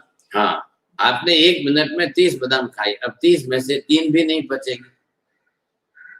क्यों नहीं बचेगी? कि 30 1 मिनट में 2 मिनट में 30 खाएगा, वो फटफट सेव चिवड़ा की सब से खाएगा। अब 3 मिनट में एक बादाम चबाकर पूरा पेस्ट करो तो जाकर के उसमें से तेल निकले और वो बॉडी में एब्जॉर्ब हो, विटामिन ए बने, तब उसको कहते हैं पाचन। अब ऐसे कौन है? आप कितनी बादाम खाते हो और कितनी मिनट में खाते हो? हमें ये होना हवा किलो भी खवा तो हैंग संडास में। अब वो जाएगी तो वो सुअर को तो खाने को मिलेगी, वो खाने को मिलेगी तो उसके शरीर में उसका विसर्जन कितना होगा, उसके शरीर में कितना मिलेगा? हमारे सबका जो है पेट पाचन शक्ति कम ज्यादा है कि नहीं? हमारी पाचन शक्ति क्यों कम ज्यादा है? क्यों जम कम ज्यादा किसके कारण है? चबा के खाना चाहिए, सब चबाते ही है ना। 1 मिनट में 30 बादाम खाने वाला भी चबाता है और 3 मिनट में 1 बादाम खाने वाला भी चबाता है। चबाते में फर्क है। आप जब तक पहला पूरा दांतों से चबाएंगे नहीं, वहां तक आपका पाचन नहीं सुधरेगा। और नहीं सुधरे तो उसका लक्षण सुबह खाने के पहले, सुबह उठने के बाद खाने के पहले ही आपको डकारें आनी शुरू हो जाए, आप समझ लो कि मम पाचनम नैव शुद्धम, अब मेरा पाचन जो है सही नहीं है। डकार आने का नियम, भोजन हो जाने के बाद 1 डकार आनी चाहिए, 2 आनी चाहिए, 3 आनी चाहिए, बस। अब वो जाने पेट है ना, पेट खाली है तो उसमें वायु है। अब वहां अगर बाहर से आया है, प्रेशर गया तो वो निकले, इतना ही बस। खाकर उठे और 3 आ गई डकार, तृप्ति कारक है। अब उसके बाद पूरे दिन में नहीं आनी चाहिए, पूरे दिन में नहीं आनी चाहिए। अब सुबह उठे आप, और सुबह उठ करके आप अपने खाने के पहले का, सुबह उठते ही तो नहीं खाओगे, 2 घंटे के बाद नवकाशी आएगी, उसके बीच में आपको डकार आ गई, तो ये शरीर का सिग्नल है, समझ लो। ये शरीर ने अपना सिग्नल दे दिया, आपका पाचन आजमा जो है खराब है, अंदर पड़ा हुआ सड़ रहा है, पाचन नहीं हुआ है। अब आपको क्या करना है? सिर्फ गर्म पानी पीना है। अजवाइन चबाओ, गर्म पानी पियो, अजवाइन चबाओ, गर्म पानी पियो, और कुछ नहीं करना है। फिर खाने बैठ गए, फिर आपको ये मिला और वो मिला और ये खाओ और वो खाओ, जे मलुते खाओ ने। अब आपने और गलती की तो वो अजीर्णम विषम भोजनम। अब वही परंपरा चलेगी तो आपके शरीर का वायु इतना खराब, इतना विकृत हो जाएगा। अब वो वायु कहीं भी घुसेगा, कहीं भी भरेगा, कहीं भी, तो वो आपकी वेदना शूल उत्पन्न करेगा। आयुर्वेदस्य मूल सूत्रम किम यत्र शूलस्तत्र वायु। अब लगाओ अन्वय व्यतिरेकी व्याप्ति। हाँ, तो ये नियम हो गया था। शूल इति तो लक्षणम, शूल लक्षण है तो निदानम किम वायु संचय, वायु संचयत्वात् एव शूलम। अब वायु का गठन, शूल संचय मतलब वायु वहां पर इकट्ठी हो गई है, अब वो शूल पैदा कर रही है।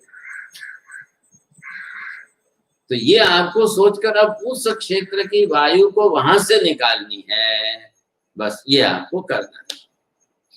पेट ही हमारा इंजन है, यहाँ से पूरे शरीर में पहुंचती है, सिर के कोने तक पहुंचे या फिर पैर के घुटने तक पहुंचे, वही है, अब दूसरा नहीं है। तो ये आप बरोबर ध्यान रखेंगे। तो इसके लिए डॉक्टर के पास जाने की जरूरत नहीं है, इसके लिए हमारी मूर्खता है, डॉक्टर के पास जाना ही मूर्खता है। हम पहले ही अपने तरह से अपने लक्षण से शरीर की भाषा समझने की कोशिश कर लो, पर्याय परिवर्तन कर लो। आप अपनी तरह से जो है पूरा व्यवहार बदल दो। खाना देख करके इच्छा होवे तो समझ लो राग द्वेष, और पेट देख करके खाना या नहीं खाना निर्णय करो तो बुद्धि का उपयोग। वस्तु देखी और इच्छा हुई, वस्तु देखी और इच्छा हुई, ये नहीं होना चाहिए। वस्तु का नाम सुना और इच्छा हुई, ये तो राग जगाने की बात है, ये राग आदि भाव बढ़ाने की बात है। अब उसमें से आपको मूल निवृत्ति लेनी है।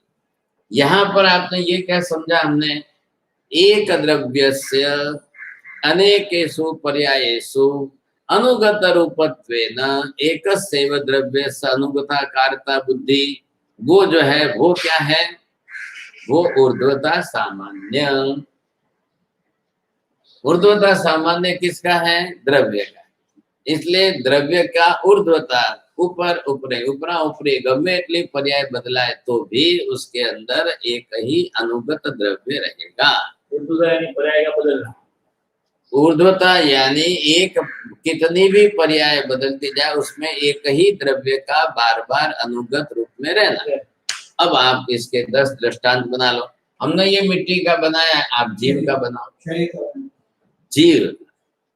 जीव ने जो शरीर था, अब इस सब में मान लो कि आप लिखो शरीर, मनुष्य, मनुष्य के बाद देव, देव के बाद पशु, पशु के बाद आप पर्याय लिखते जाओ। अब जितनी पर्याय लिखोगे उसमें एक ही द्रव्य हमारी आत्मा चल रही है, एक जीव द्रव्य। क्या लगा? अब आपको वो ये बदले, इधर देखो तो इसके बदलने में ये बीच में क्या आया, ये काल आया।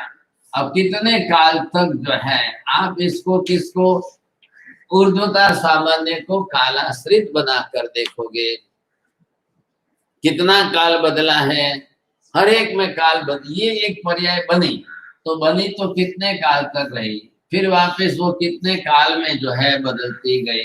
तो ये क्या होगा, ये काल हमने क्यों लिखा, इधर देखिए, ये व्यय हुआ, ये उत्पाद हुआ, ये व्यय हुआ, ये उत्पाद हुआ, ये व्यय हुआ, ये उत्पाद हुआ। अब ये चलता ही रहेगा। परिवर्तनम केन कारणेन, उत्पाद व्यय कारण। जब उत्पाद व्यय की प्रक्रिया होगी तो ही पर्याय परिवर्तन होगा, जब उत्पाद व्यय की प्रक्रिया नहीं होगी तो पर्याय परिवर्तन नहीं होगा। लिखो ये 2 वाक्य स्थित करो, नियम बन गए कि नहीं। जब उत्पाद परिवर्तन होगा, 2 शब्द क्यों, ये दोनों लिखो साथ में। उत्पाद व्यय होगा तो पर्याय परिवर्तन होगा। हाँ, उत्पाद और व्यय दोनों साथ में जोड़ो तो पर्याय परिवर्तन होगा। हाँ, अब इसका उल्टा लिखो,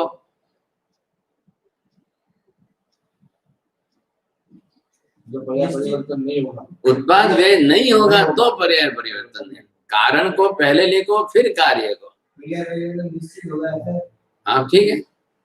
हाँ तो एक गड़बड़ी है, गड़बड़ी अब यार थोड़ी बड़ी है और मैंने सब पर्याय बदले लिया है। अभी किसकी बात चल रही है, द्रव्य के पर्याय का परिवर्तन। आप बौद्ध नहीं मत बैठाओ, बौद्ध मत बैठाओ, अभी ख्याल है कि नहीं। फिर बाद में क्या हो जाएगा, सिद्धांत गलत हो जाएगा पूरा, उसको बाद में सोचो। पहले अभी क्या हो रहा है, उत्पाद व्यय की प्रक्रिया से पर्याय परिवर्तन हुआ, पर्याय परिवर्तन हुआ तो ये वस्तु बनी, इससे भिन्न ये वस्तु बनी, ये बनी, इससे भिन्न ये वस्तु। ये नंबर क्यों दिए, क्रम। अब ये घड़ा बना था ठीक वैसा यही बना है क्या, जो भी कम ज्यादा थोड़ा बहुत इधर उधर होगा। ये बना है वैसा यही होगा क्या, ये बना है वैसा यही होगा क्या, ये पर्याय परिवर्तन।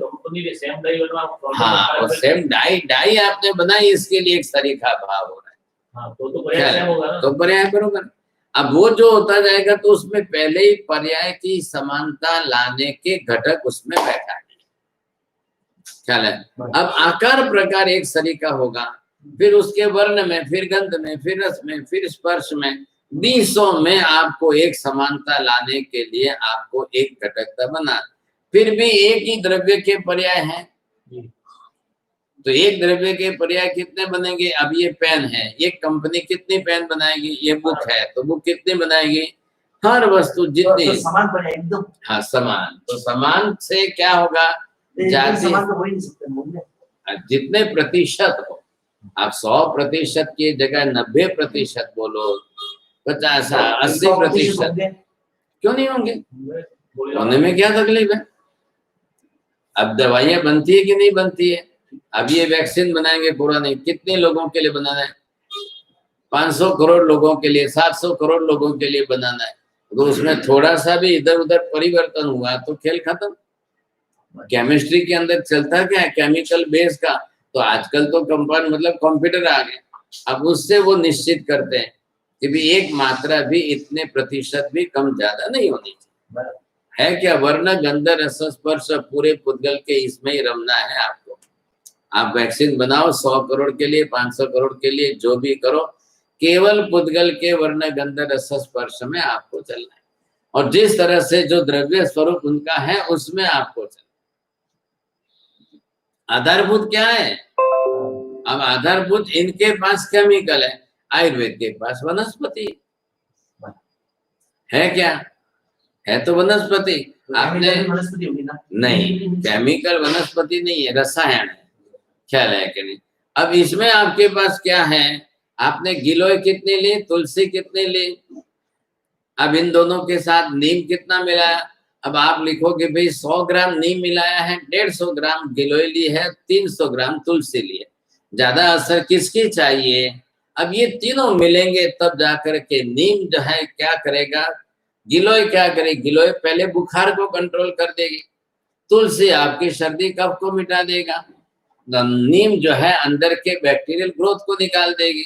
अब तीनों का कॉम्बिनेशन करके आप लो, आपका काम हो गया सब। अब उसमें और क्या जोड़ो?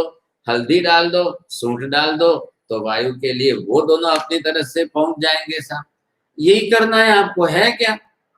एक चिपटी जो है सूंठ ली आपने हाथ में, ये कपड़ा लगाया बीच में, अब आप सूंघ लो जोर से, खींचो जोर से अंदर, वो जैसे ही जाएगी अंदर से तो वो रास्ता बनाएगी, तो श्वास के बीच में जो कफ आया था वो रास्ता कर देगा। अब छींके आएगी तो कफ निकाल दो बाहर। अब वो कोरोना अंदर रहे नहीं, विषाणु भी अंदर नहीं रह सकता है, उसको तो कफ का अंश मिलेगा तो रहेगा ना। अगर वो नाक से जा रहा है, अंदर जा रहा है, तक पहुंच रहा है, तो वो कफ मिलेगा उसको, तो आपने कफ के साथ उसको बाहर फेंक दिया। आपने अगर वो गले में बैठा है आकर के, गले में आपको जो है संवेदना हो रही है, खराश आ रही है, तो आप तुरंत हल्दी नमक के गर्म पानी का कुल्ला कर लो, वहां से ही शुद्धिकरण हो जाए। तो आगे ही मत बढ़ने दो, आगे ही मत बढ़ने दो। अब वो 40 डिग्री टेम्परेचर तक ही जी सकता है, अब 40 के ऊपर जाए तो वो जी नहीं सकता है। तो हम 100 डिग्री वाला गर्म पानी लेकर के हल्दी नमक डाल करके कुल्ला करो तो वो गले से नीचे ही नहीं उतरे, बात पूरी हो गई। હમણાં થાનામાં થયું તો એક બેન ને પોઝિટિવ આવી ગયું, અને પોઝિટિવ આવ્યા પછી એમને આટલી દવા ને આટલું આ હોસ્પિટલમાં આવવાનું કીધું, એ બેન ગભરાઈ ગયા। मैंने कहा इतना ही करना है आपको, बस अठवाडिया में हाजर થઈ ગયા साहब, બધું બચી ગયું, नहीं तो लाखों रुपया माथे આવી જાય।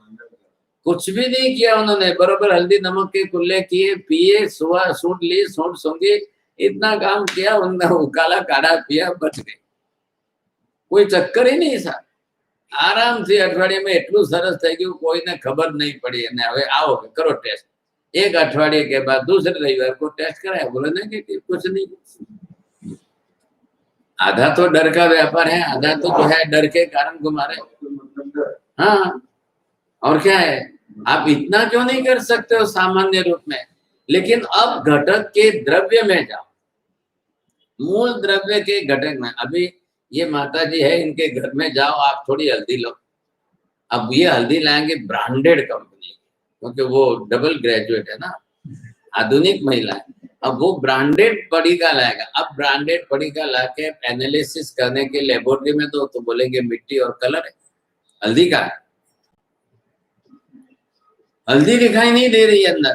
हल्दी के नाम पर कलर वर्ण सादृश्यता से बेचा जा रहा है और ये बेचारे ब्रांडेड के नाम पर 10 गुना पैसा दे रहे हैं। અને આપણે તો ગુજરાતી રહ્યા, અમારામાં તો તાકાત ન હોય, હાથે લાવીને કોણ ખાંડીને કોણ કરે, तो वो हल्दी का गुणधर्म नहीं आएगा।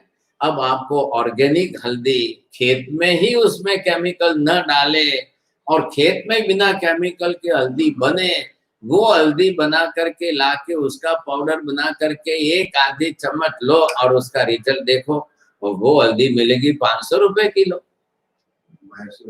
हाँ, अरे તમે લેશો એવી 500 રૂપિયા કિલો ની, તમારે 50 રૂપિયા જોઈતી હોય તો કલર ને માટી આપી દે। હવે આ લોકોને બેચારાને શું નામ જરૂર છે, આટલી આટલી ચપટી નાખી દે શાક દાલમાં, આ પતી ગયો સમજે। हल्दी का उपयोग एज ए एंटीबायोटिक रूप में अगर आपको करना है, उसकी औषधीय गुणधर्म अगर आपको लेना है, तो फिर वो हल्दी तो आपको ऐसे ही चाहिए। अबे हल्दी हाथ भाजी में नाखो ना नाखो, खाली आप आधी चम्मच हल्दी ले लो, आप देखो उसका रिजल्ट। મને ઓર્ગેનિક વાપરે નહીં વાપરતા વાપરે રહ્યા દઉં આપણે સહી જ 500 રૂપિયા કિલો રી હલ્દી मनक वापरी રહ્યા પણ કતરા मनक वापरी आधो टको ही नहीं वापरे। કોણ લાવશે 500 રૂપિયા કિલો વાળી, કોણ લાવશે? બૈરો વિચાર શું કરે, આવી હલ્દી હું લેવું ને બીજી લસું, એના કરતા તમારી સાડી ना लूं। ये महिला ऐसी है, खाने में जितनी सात्विकता नहीं, उनकी दागिने कलर और कॉस्मेटिक में उनका पैसा ज्यादा। તમારી આખી બિલ્ડિંગમાં કોઈ ન કમાવ તો એના કરતા નીચે ગેરેજમાં છે ને બ્યુટી પાર્લર વાળા જે કમાવે છે, એક બૈરા કોઈ આવી જાય તો કે મારી તો કમાણી નીકળી ગઈ। एक खाली नाखून रंगने के 1500 रुपए, 2000 लो बोलो। नाखून रंगने के जो है उसके ऊपर ऐसा करना है वैसा करना है, क्या करना है, नाखून के 2000 बोलो। अब ये अक्कल, वो अब बिना अक्कल की मूर्ख है कि देने वाले बिना मूर्ख के उसके घर आ रहे हैं, जो ग्राहक आ रहे हैं वो मूर्ख है कि कौन मूर्ख है, आप सोच लो। हम उधर थे सब परेल में चौमासा थे, एक लड़की ने 12 बरस की लड़की ने अठई कर ली। अब अठई का पारना सुबह 8 बजे रहे, उसको 4 बजे से उठा करके पहले ब्यूटी पार्लर वाले, वो अपॉइंटमेंट सब फिक्स की, फिर दूसरे पहले अगले रोज 2 रोज दिन पहले घर में बुला, मुसलमानों को बुला करके मेहंदी लगवाई। ये नाटक चल रहा है और वो 8 बजे तक पारना करने को तैयार ही नहीं हुई। इधर कार्यक्रम पूरा हुआ, फिर 9:30 बजे आई। मैंने कहा पारनो नहीं करो तुम्हारे, पारना करने के लिए उसको ऐसी सजाई इतनी सजाई उसके पीछे। तो फिर 4 दिन के बाद पता चला कि साहब 12,000 रुपया तो खाली ब्यूटी पार्लर वाला, 12,000 वो गए, 20,000 का ड्रेस लाया वो गए, और मेहंदी लगाने वाले को 1200-1500 दिए वो गए शाम, और फिर ये सब कराने फिर फोटोग्राफर को चुकाए वो 8-10 हजार अलग। बाप रे, ये आधे लाख का तो आपका पारना ऐसे हो गया। लेकिन अब ये नाटक है सर, अब समाज के अंदर ये नाटक इस तरह से पैसे वालों का नाटक, पर्याय की प्रधान। हाँ पर्याय की प्रधान। अब ये करते ही जाना, क्यों कर, इतना राग द्वेष, इतना राग। वो 8 दिन में जितनी निद्रा न करे उससे ज्यादा 8 कलाक में तो राग द्वेष से 1000 गुने कर्म। व्यवहार नहीं क्या कहलाएगा, हाँ वो 28। निश्चय नहीं क्या कह रहे भाई, आपने निद्रा कितनी की ये बोलो, क्या है, क्या निद्रा की, कितनी निद्रा की। अब ये कोई नहीं देख रहा है, अब व्यवहार की प्राधान्यता हो गई, सब इसी पर लक्ष्य दे करके चल रहे हैं। आप मूलभूत पहले समझो, जिसको 28 करने पहले ये तत्व समझा, पहले ये सत्य आपको समझना पड़ेगा, तो आपकी 28 सार्थक नहीं तो निरर्थक। रिजल्ट ख्याल आएगा। क्या हुआ, अब आप इसके दृष्टांत तो बोलो, 10 मिनट में फटाफट जल्दी बोलते जा। ऊर्ध्वता सामान्यस्य द्रव्ये अनुगतता वर्तते, पर्याय परिवर्तनम उत्पाद्वय द्वारा प्रतिदिनम प्रचलति। बोलो। ऊर्ध्वता सामान्य में पर्याय का परिवर्तन होता है? नहीं, आप गलत बोल गए। ऊर्ध्वता सामान्य में, अरे द्रव्य का स्वरूप से रहता है, द्रव्य का पर्याय परिवर्तन कितना भी होता रहे, अनुगत द्रव्य एक ही उसमें स्पष्ट रहेगा। अब ऐसे 10 दृष्टांत बोलो फटाफट। शरीर नहीं, शरीर क्यों बोला? आत्मा। हाँ, पर्याय किसने धारण की? आत्मा शरीर पर्याय आत्मा ने ध्यान किया। हाँ चलो बोलते जाओ। कपड़े अरे अभी पहले एक तो नक्की करो पूरा, क्या स्पष्ट नहीं किया। एक जीव जितने शरीर धारण करता जाए, अब वो कितनी भी पर्याय बदलती रहे, जीव द्रव्य एक ही अनुगत रहेगा। इस तरह से आपने कितनी, अभी ये मनुष्य बना, ये पशु बना, ये देव बना, फिर वापिस तो है ये 10 पर्याय, 10 भाव लिया आपने। जीव कौन है? एक ही है। इसलिए इस सिद्धांत पर बैठ रही है बात। नैसार कौन है? नैसार से लेकर महावीर तक 27 जन्म, भले ही 27 भव, नारकी में गया कि तिरंज में गया कि मनुष्य बना कि देव बना, जीव कौन है? एक ही जीव, अनुगत द्रव्य उसमें। इसलिए हम क्या कहेंगे? नैसार महावीर बना। अब व्यवहार क्या, भाषा क्या बनी? नैसार से महावीर बना। तो बीच के भाव आपको समझ लें। जीव एक अनुगत द्रव्य। अब द्रव्य के अनुलक्ष्य में व्याख्या बनेगी। मरुभूति 10वें भव में पार्श्वनाथ बना, तो क्या हुआ? 10 भव जो हुए, उन 10 भव के अंदर वही आत्मा रहे, एक एवं अनुगत द्रव्य। अभी हमने क्या किया? महिलाएं सोना बदल रहे, दागिना बदल। अब दागिने की पर्याय भले कितने भी बदले, वही सोना, उसके लिए वापिस उन्होंने दुबई से दूसरा सोना नहीं मंगाया, एक ही सोना। अब घड़े में से मिट्टी, ये फूटा दूसरा बनाया, फिर ये फूटा तीसरा बनाया। आपने कपड़े में से आपने जो है एक के बाद दूसरा, दूसरे में से तीसरा, ये पर्याय बदलते गया। ख्याल है कि नहीं? अब उसमें से एक महिला की साड़ी कितनी बड़ी है? 9 मीटर है। अब उसमें से जो है वापिस दूसरी पर्याय, तीसरी पर्याय, इसको फाड़ के ये बनाए, इसको फाड़ के एक महिला में से, साड़ी में से 25 थैली बन जाए। अब 25 छोटी बड़ी थैली बना करके सबको, बच्चों को दे दी, भाई आप जाओ साग सब्जी लाओ, तो भी थैली। अब वो कितनी पर्याय बदली, उसमें से एक ही द्रव्य अनुगत रहा। ख्याल आया कि नहीं? अब ऐसे करते करते करते अनुगतता एक द्रव्य की निरंतर अखंड रहनी चाहिए, तब क्या बनेगा? अभी वो नहीं करना। एक द्रव्य कौन है? जीव। एक जीव द्रव्य ने जितने पर्याय धारण की, उत्पाद व्यय होना चाहिए ना, उत्पाद व्यय पर्याय परिवर्तन, उत्पाद व्यय पर्याय परिवर्तन, और पर्याय परिवर्तन किससे हो रहा है? उत्पाद व्यय से। तो उन सब के अंदर एक द्रव्य की स्थिति बरोबर बनी रही, ये नियम है ऊर्ध्वता सामान्य। अब हम बात करेंगे तिर्यक सामान्य। तो ये दोनों के क्या, अब उसको सामान्य से अनुगत होने में शक्ति शब्द का प्रयोग इन्होंने किया। क्यों? हाँ, दोनों में नहीं, इसमें नहीं। ये जितनी पर्याय, 1000 पर्याय बनेगी तो द्रव्य की शक्ति, सोने की शक्ति। अब सोना ही शक्ति नहीं रखो, सोने की शक्ति मतलब क्या? सोना सुवर्ण रूप में नष्ट हो जाए तो फिर पर्याय कैसे बनेगी? जीव द्रव्य नष्ट हो जाए तो आगे की पर्याय कैसे बनेगी?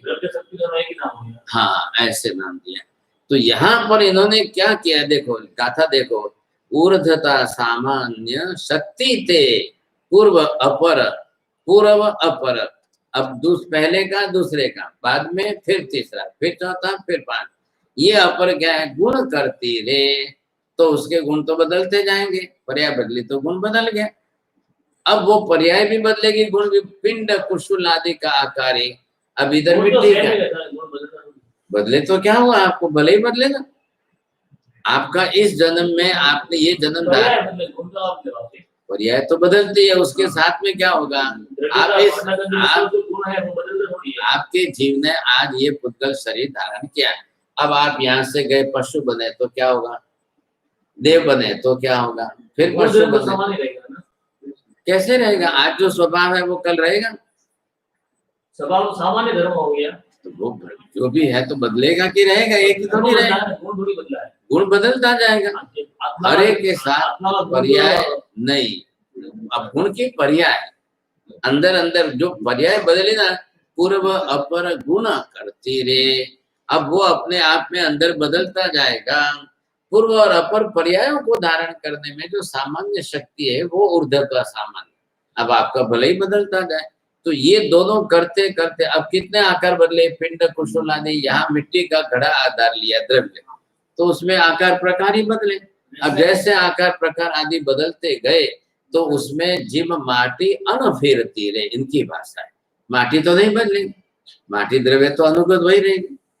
शरीर का प्रयोग कितना है जन्मना समय के लिए विधि बदलता बदलता बदलता बदलता आगे बढ़તું ગયું બાકી ગુણ બદલવા आज दर्शन प्रमाण છે હવે આ ભૈया मिट्टी काली है और मिट्टी आपने जो है गड़े अग्नि में तपाई, लाल हो गई। क्या बोला? गुण बदला। उसका पुद्गल का गुण सा वर्ण, वर्ण के अंदर बनाई तब कच्ची ऐसी थी, पकाई तब ऐसी हो। ये क्या बदला? गुण बदलता जाएगा कि नहीं? अब वैसे यहाँ पर आपको पहले मुख्य लक्ष्य में लो। ज्ञान दर्शनादि गुण में भी कर्म के आवरण से कम ज्यादा होते रहेंगे कि नहीं? अभी आप क्या नहीं होता है? तो वही उसी से ढकने से ही तो कम ज्यादा हो रहा है ना, उसके ऊपर आवरण आया, आवरण से ही तो कम ज्यादा हो रहा है। नहीं तो आत्मा में तो अनंत ज्ञान दर्शन है। हाँ, तो आवरण से ढकता है, कम ज्यादा थोड़ी होता है। वो कम ज्यादा हुआ किससे? अब व्यवहार किसका होगा? अब ढकने के बाद आपका ज्ञान कितना कम होगा? तो कम ज्यादा होने का कारण भी कर्म नहीं मानो तो फिर तो होना ही नहीं है, कुछ भी नहीं होना है, फिर सबके अंदर अनंत है। आत्मा के ऊपर अब भले आपने समझा आत्मा के ऊपर अनंत प्रदेश अनंत गुण होते हैं, ढकते हैं।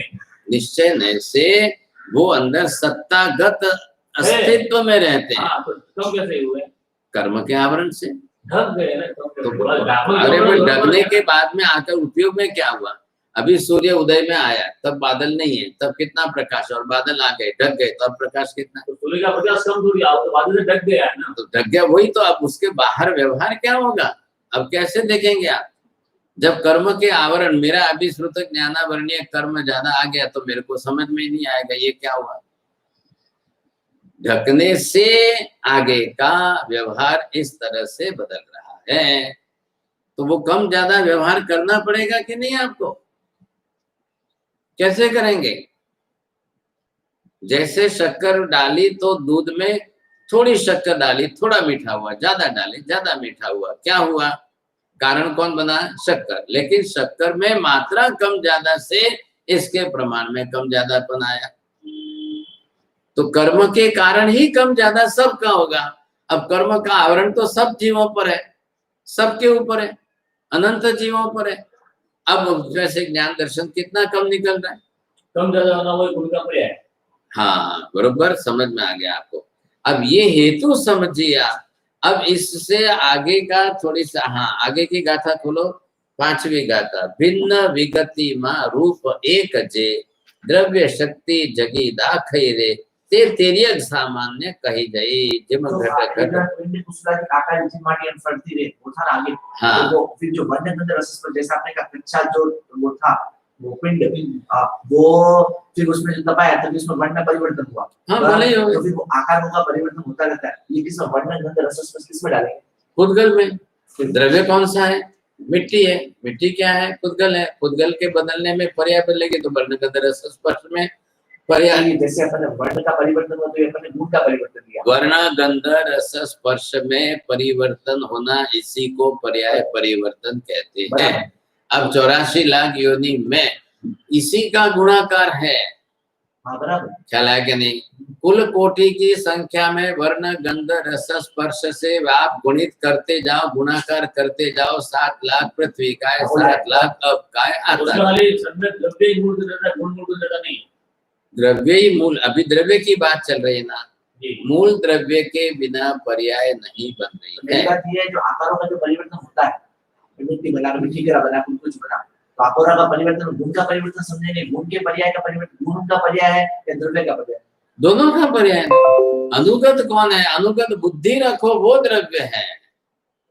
अब बदलाव तो होगा तो पर्याय बदलेगी, तो द्रव्य के भी पर्याय में परिवर्तन, गुण के भी पर्याय में परिवर्तन। गुण में किसमें डालें? वर्ण गंध रस स्पर्श सब में गुण ही है। वर्ण गंध रस स्पर्श सभी गुण है।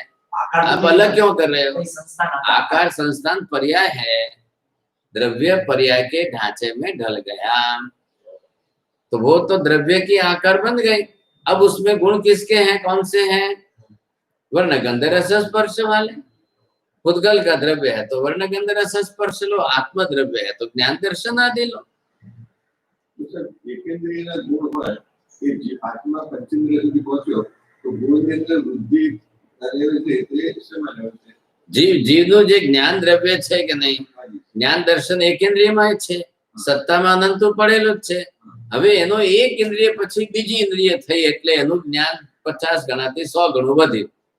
હવે બીજી માંથી ત્રીજી ઇન્દ્રિય થઈ તો 500 ગણું વધ્યું, ત્રીજી માંથી ચોથી થઈ તો 5000 ગણું વધ્યું, ચોથી માંથી પાંચમી ઇન્દ્રિય આવી 25000 ગણું વધ્યું। હવે એ એક દરેક ઇન્દ્રિયનું કામ શું છે? આત્માને જ્ઞાન પહોંચાડવું। હવે પહોંચાડવું એટલે ક્યાંથી લાવવાનું? બહારથી લાવવાનું। બહારથી શું લાવવાનું? વર્ણ ગંધ રસ સ્પર્શ વગેરે માંથી લાવીને આત્મા સુધી અંદર પહોંચાડવાનું કામ। These are all the senses are conductive, just like the conductive metal for the electricity. The copper is the conductive metal, just to flow that the energy flow. Energy na atoms છે quantum, એ atoms ને અહીંથી ત્યાં સુધી પહોંચાડવા માટે એને base નું કામ કરે। तो आत्मा के अंदर आत्मा का ज्ञान अंदर से जैसे जैसे आवरण घटता जाएगा ज्ञान बढ़ता है। तो उसका 50 में से 100 गुना आवरण कम हुआ तो एक से दूसरी इंद्रिय मिली। अब 100 में से 500 गुना आवरण कम हुआ तो तीसरी इंद्रिय मिली। अब बेचारी चींटी है, मकोड़े है, तो वो तो इंद्रिय अपने घ्राणेन्द्रिय पर चल रही है, उसको गंध आ रही है। आपको नहीं आ रही है गंध, शक्कर की गंध, लेकिन चींटी को गंध आ रही है तो बरोबर नीचे से 10वें माल तक दीवार के सहारे पहुंचती है जोजन गंधा। अब उसको घ्राणेन्द्रिय से व्यवहार करना है। चक्षु इंद्रिय वाला मक्खी मच्छर चक्षु इंद्रिय वाला आ गया।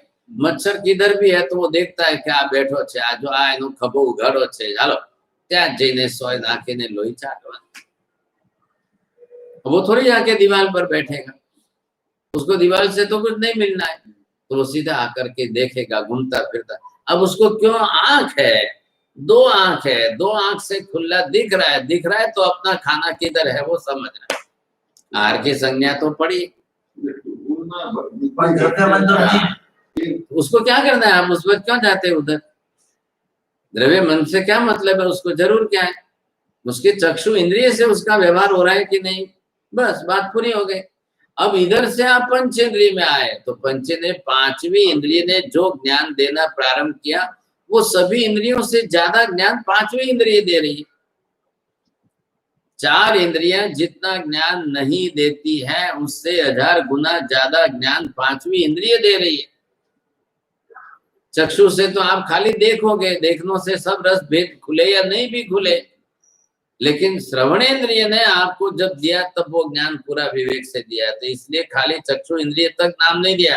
श्रुतक ज्ञानमिति श्रवणाद्यत जातम तश्रुतक ज्ञान। अब महावीर स्वामी मोक्ष बोलेंगे, आत्मा बोलेंगे, धर्मास्तिका बोलेंगे, अधर्मास्तिका बोलेंगे, आकाशास्तिका। जब ये इंद्रियों के विषय ही नहीं है तो रूपी पदार्थ ही नहीं है। लेकिन अब भगवान के वचन से सुनकर आपको जो ज्ञान हो रहा है वो श्रुतक ज्ञान है। आकाश जिंदगी में नहीं देखोगे लेकिन आकाश का वर्णन करे पूरी पुस्तक लिख दोगे।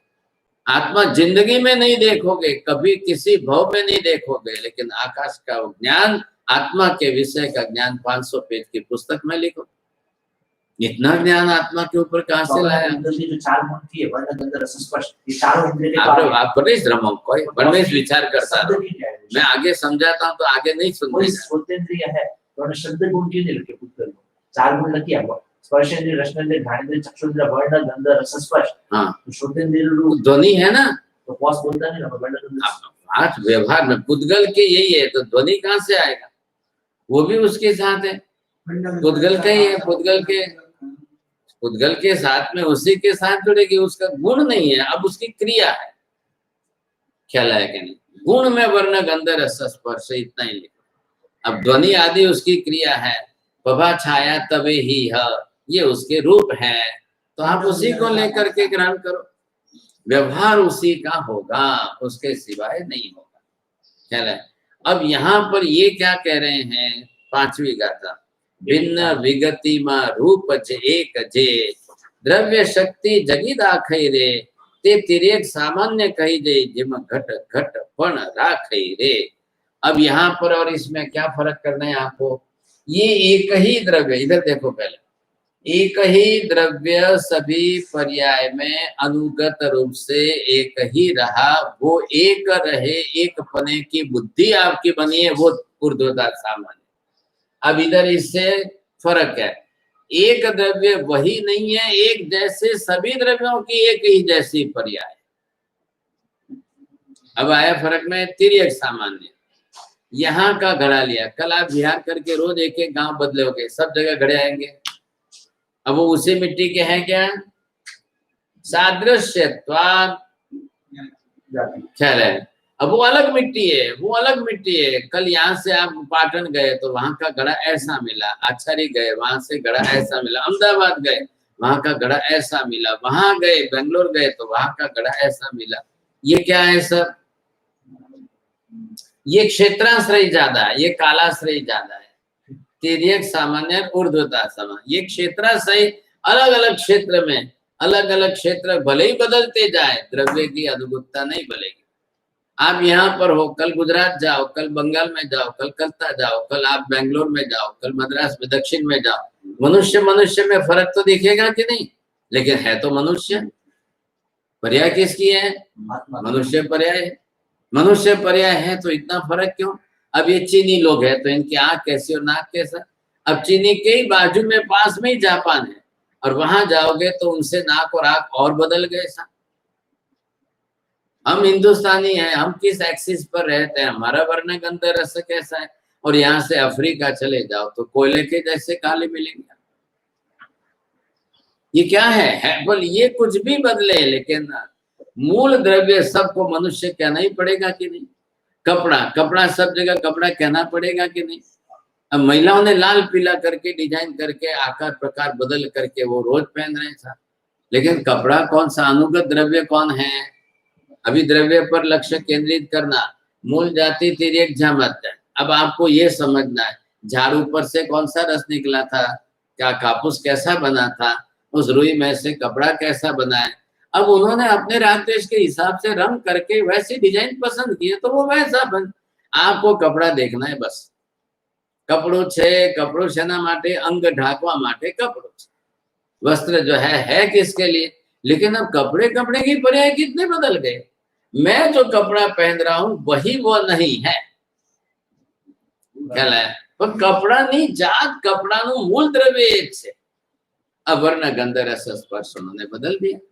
वर्ण गंध रस स्पर्श तो खाली पुद्गल में ही है, पुद्गल में से ही आपको लाना पड़ेगा। तो पुद्गल में से ही जब आपको लाना पड़ेगा तो अब क्या बदलो? वो स्त्री है तो उसके लिए वर्ण गंध रस स्पर्श ज्यादा चाहिए, वो पुद्गल के राग वाली है। ख्याल आएगी? तो पुद्गल के राग वाली है तो राग ने उसमें और जितना राग बढ़े और जितना राग बढ़े, जितना बढ़ सके उतना बढ़ाए। ये करते जाएंगे। आपको क्या देखना है? अनुगत तिर्यक सामान्यत्वा द्रव्य से जाति ही।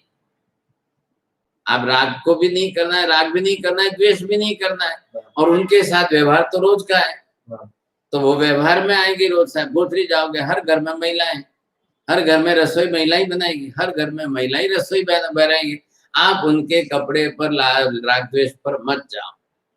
ये 10 वैकल्पिक आपको कह रहा है, ये योग नियुक्ति आपको कह रही है कि भाई आप घर जाओ, गोत्री पानी जाओ तो आपको आपकी दृष्टि कहाँ चाहिए, आपकी दृष्टि क्यों नहीं जानी चाहिए वहां पर। वो ज्यादा से ज्यादा पुद्गल के वर्ण गंध रस स्पर्श वाली पर्याय बनाएंगे, उसको उसके रूप में जीना है, वो आपके लिए नहीं जी रही है। लेकिन आपको घर जाकर 2 मिनट भी उनके घर से आहार पानी ग्रहण करना है। राग के घर में वैरागी जाए, और राग के घर में वैरागी जाकर के अपने राग को घटाता जाए। इसलिए महावीर स्वामी ने कहा कि नहीं, जैन साधु हिमालय की गुफा में जाके नहीं रहेंगे। क्यों जाना है आपको हिमालय की गुफा में? नहीं भाई साहब, ये सब स्त्री आदि से बचना है, ये राग के निमित्त है, फिर हमारा राग द्वेष बढ़ता है। ये छोड़ने के लिए वो बेचारे हिमालय गए। महावीर स्वामी ने नहीं कहा हिमालय में जवाती कोई ना राग द्वेष घटता नहीं। राग द्वेष स्त्रीना वस्त्रमा नहीं, राग द्वेष તમારા મનમાં છે, आत्मा ऊपर लागेली कर्म प्रकृति छे। आप वहां जाकर कुछ नहीं होने वाला है। ख्याल है?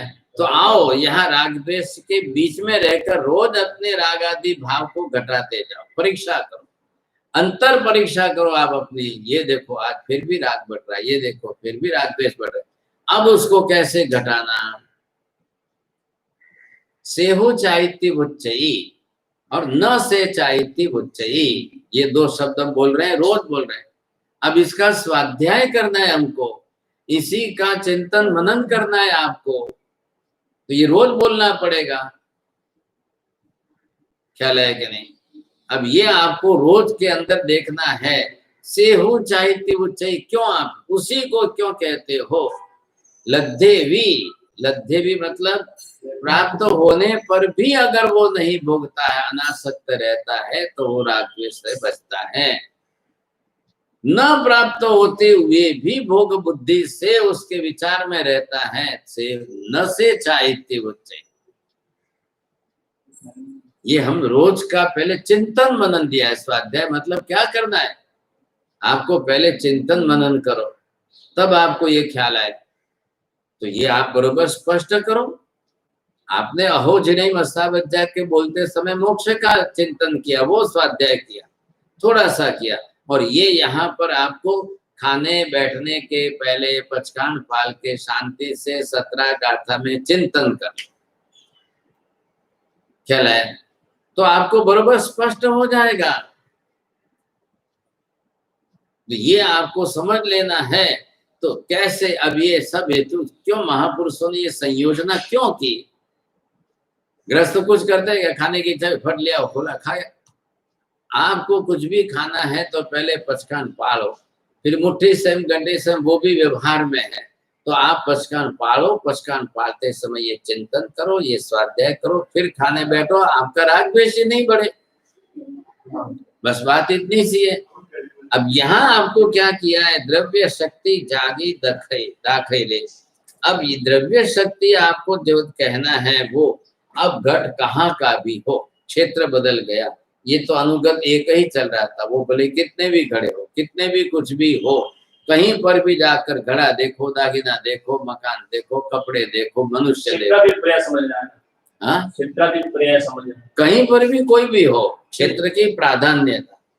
और सामान्य में वही ये कालाश्रित, ये क्षेत्राश्रित, अधिकांश रूप में ख्याल है। अब मनुष्य बदलेगा कैसे? क्षेत्र से बदलेगा। हम रहते कहाँ पर हैं? आप जिस गांव में वहां एक सरीखा वातावरण, एक सर के मनुष्य मिलेंगे। वहां की उत्पत्ति योनि जो भी होगी वर्ण गंध रस स्पर्श के आधार पर, क्षेत्र की और उसके आधार पर बनेगी। एक क्षेत्र से दूसरा थोड़ा सा बदल गया, राजस्थान से गुजरात में आ गए तो आकार प्रकार बदल गए। यही तो 84 लाख में 14 लाख मनुष्य के भेद होंगे कैसे? 14 लाख के आपको गणित करना है तो वर्ण गंध रस स्पर्श के आधार पर बदलते हुए पर्याय, बस। लेकिन पर्याय नहीं देखना है, तिर्यक सामान्य में द्रव्य की जाति देखना है। इधर लक्ष्य क्या बनाया है? द्रव्य किस में, द्रव्य को किस रूप में आप देख रहे हो? समान जाति। तो समान जाति के रूप में देखते समय इसमें और इसमें फर्क करो। ये एक ही द्रव्य के पर्याय, इसमें अनेक द्रव्यों के अनेक पर्यायों में समानता है। क्या लगेगा? सादृश्यता से एक तरीका, कहीं भी जाओ। अब बिहार कह दिया साधु के लिए, तो रोज गांव बदलेगा, रोज मुकाम बदलेगा, रोज लोग बदलेंगे, रोज खान पान बदलेगा, रोज सब कुछ बदलेगा। आप क्या बनाओ? द्रव्य दृष्टि बनाओ, पर्याय दृष्टि बनाओ ही बनाओ। सामान्य में जो पहला जो घट है वो जो द्रव्य है वो दूसरे घट में वही घट है। सब में मिट्टी एक है, आप घट क्यों देख रहे हो? पर्याय मत देखो। अनुगत द्रव्य आपको देख, मिट्टी ही सब घट में बनी हुई है। अब आपको विचार ही नहीं करना है पर्याय। मैं क्या समझा रहा था? एक गांव से दूसरे गांव, दूसरे गांव से तीसरे गांव। अब महाराष्ट्र से आप गए कर्नाटक, महाराष्ट्र से गए मध्य प्रदेश में, देश बदला, वर्ण गंध रस स्पर्श सब बदल गया, क्षेत्र बदल गया, लोग बदल गए, खुराक बदल गया। अब आप किसी के घर बढ़ने जाए तो उनकी भाषा के नाम का प्रयोग किया उन्होंने, अब आपको समझ में नहीं आएगा। वहां नाम क्या बोलते हैं, वहां नाम कुछ बदलते हैं। पर्याय के हिसाब से उनकी भाषा के प्रचलित नाम की संज्ञा बनाएंगे। आप क्या करो? नाम से जरा बैंक खोलो तपेलो जो। अच्छा ठीक है, चलो हाँ लो चलो। बात पूरी हो गई। वो भी समझ जाएगा हमारे साथ गुजरात से पधारे हो, अच्छा अच्छा ठीक है। अब आप તમે અહીંયા મીઠું બોલો ને ગુજરાતમાં જઈને મીઠું બોલે ને હિન્દીમાં જઈને મીઠું બોલો तो फर्क पड़ गया कि नहीं भाषा का? हाँ, नहीं तो फिर क्या हो गए। अब एक जगह पर पंजाब के महाराज आए और दूध के अंदर माँ जी थोड़ा मीठा डालो, माता जी मीठा डालो। अब वो गुजरात में आए और वो भाई बोलते महाराज मीठा डालो, तो नहीं थोड़ा मीठा डालो, थोड़ा डालो तो बोले और डालो मीठा। अरे ये क्या हुआ? तो भाई ने तो बेचारे वो गुजराती थे, वो अपनी भाषा के हिसाब से मीठू नमक को मीठू कहते, वो महाराज बोल रहे शक्कर डाल। अब वो शक्कर और नमक दोनों एक सर के सफेद वर्ण के थे, डाल दिया। अब डाल दिया तो उपासना में आए। उपासना में जब सब साधु बहने बैठे, पंजाबी लोग डबल दूध लेते हैं और डबल शक्कर लेते हैं, तो ये अब सब ने कहा अरे तुमने क्या किया है, ये नमक इतना खारा क्या? अरे महाराज जी मैंने भाई को बोलो मीठा डालो, जाओ वापिस भाई के। वो भाई के वहां पर गए, शू थयु महाराज? वो गुजराती बोले बेचारी, शू थयु? अरे मैंने आपको बोला था ना मीठा डालो, आपने क्या डाल दिया? नमक क्यों डाला आपने? महाराज आपने मीठा डाला तो हमारे देश की भाषा में मीठू नमक ने मीठू कहवाय छे, हमने मीठा डाल दिया। मैं भी 2 बार ना बोल रही थी, 2 बार ना बोल, मैंने सोचा महाराज मांग रहे हैं तो शायद उनको वो गले के कप के हिसाब से जरूर होगी, समझेंगे। अब ये पर्याय की संज्ञा, द्रव्य पर्याय की भाषा जिस देश में जैसी चलती है, तो ये आपको समझना है। अब क्या करना सर? अब उस पदार्थ के ऊपर रागद्वेष करना कि नहीं करना, क्या करना? अब गुरु महाराज को बुलाए, बड़े आचार्य श्री आए, उन्होंने कहा बैठो। 1 घंटा पहले द्रव्यानुयोग का व्याख्यान दिया। पहले 1 घंटे तक द्रव्यानुयोग का व्याख्यान दे करके अब किसी भाई ये भी पर्याय है, ये भी पर्याय, हम सब में नमक तो खाते हो ना, तो ये भी तो नमक, आज बाकी का सब बिना नमक का लाना। अमिल खाते में से जाकर के अलूना ले लेना, हमारे नमक का बैलेंस हो जाएगा। चलो अभी नमक ज्यादा आ गया, हमारा सर्दी कफ खांसी सब ठीक हो जाएगा, पी बिना राग द्वेष के शांति से सब पी लो। इतना आया हुआ दूध, इतना डाला हुआ नमक, और सबने पी लिया। न परखने की बात आई कि न कुछ करने की बात है। ये साधु को तो बहुत, सबको देश क्षेत्र काल भाव ये आधारभूत है, और देश क्षेत्र काल भाव बदलते बदलते वर्ण गंध रस स्पर्श सबके बदलने ही वाले। अब जो बदलने वाले तो उनको उसका उस समय आपका जो व्यवहार करना है, अब आप वर्ण गंध रस स्पर्श से पर्याय से मत करो, द्रव्य से करो। अनुगत द्रव्य, मूलभूत द्रव्य, आप जितना द्रव्य से व्यवहार करोगे उतने आपके राग द्वेष कम, जितना पर्याय से ज्यादा व्यवहार करोगे उतने आपके राग द्वेष बढ़ेंगे। ये फर्क है। तो पर्याय देख करके, पर्याय तो हमेशा बदलती रहेगी, पर्याय में वर्ण गंध रस स्पर्श आपके बदलेंगे, वो छोड़ो आप। अब उसके पहले मूलभूत रूप में पहले द्रव्य से व्यवहार करना शुरू करो। तो द्रव्य जो अनुभूत है, हमने इसमें एक द्रव्य की पर्याय देखी, इसमें आपको क्या देखना है? भले ही अनेक पर्याय अलग अलग हो, सब में द्रव्य एक ही। आप मनुष्य रोज बदलोगे कि नहीं?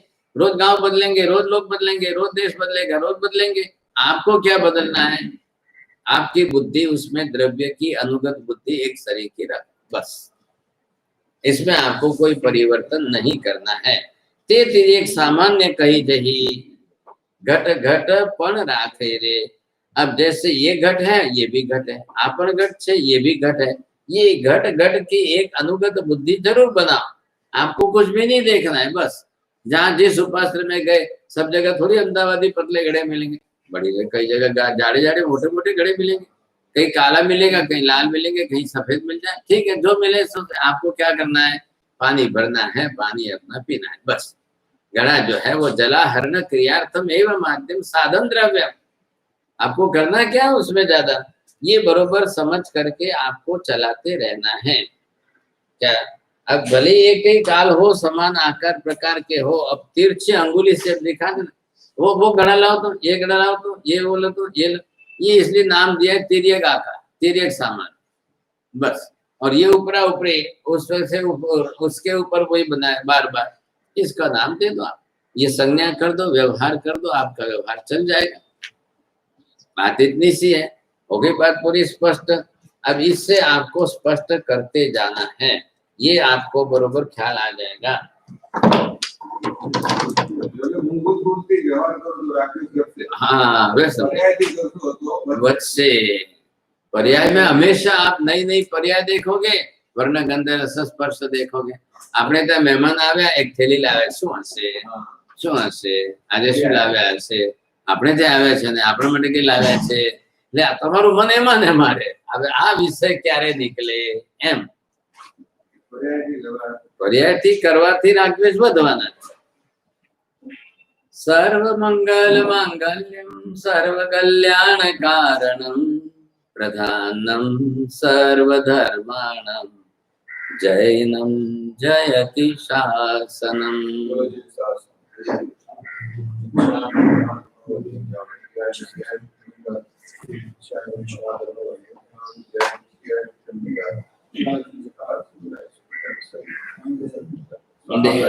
देव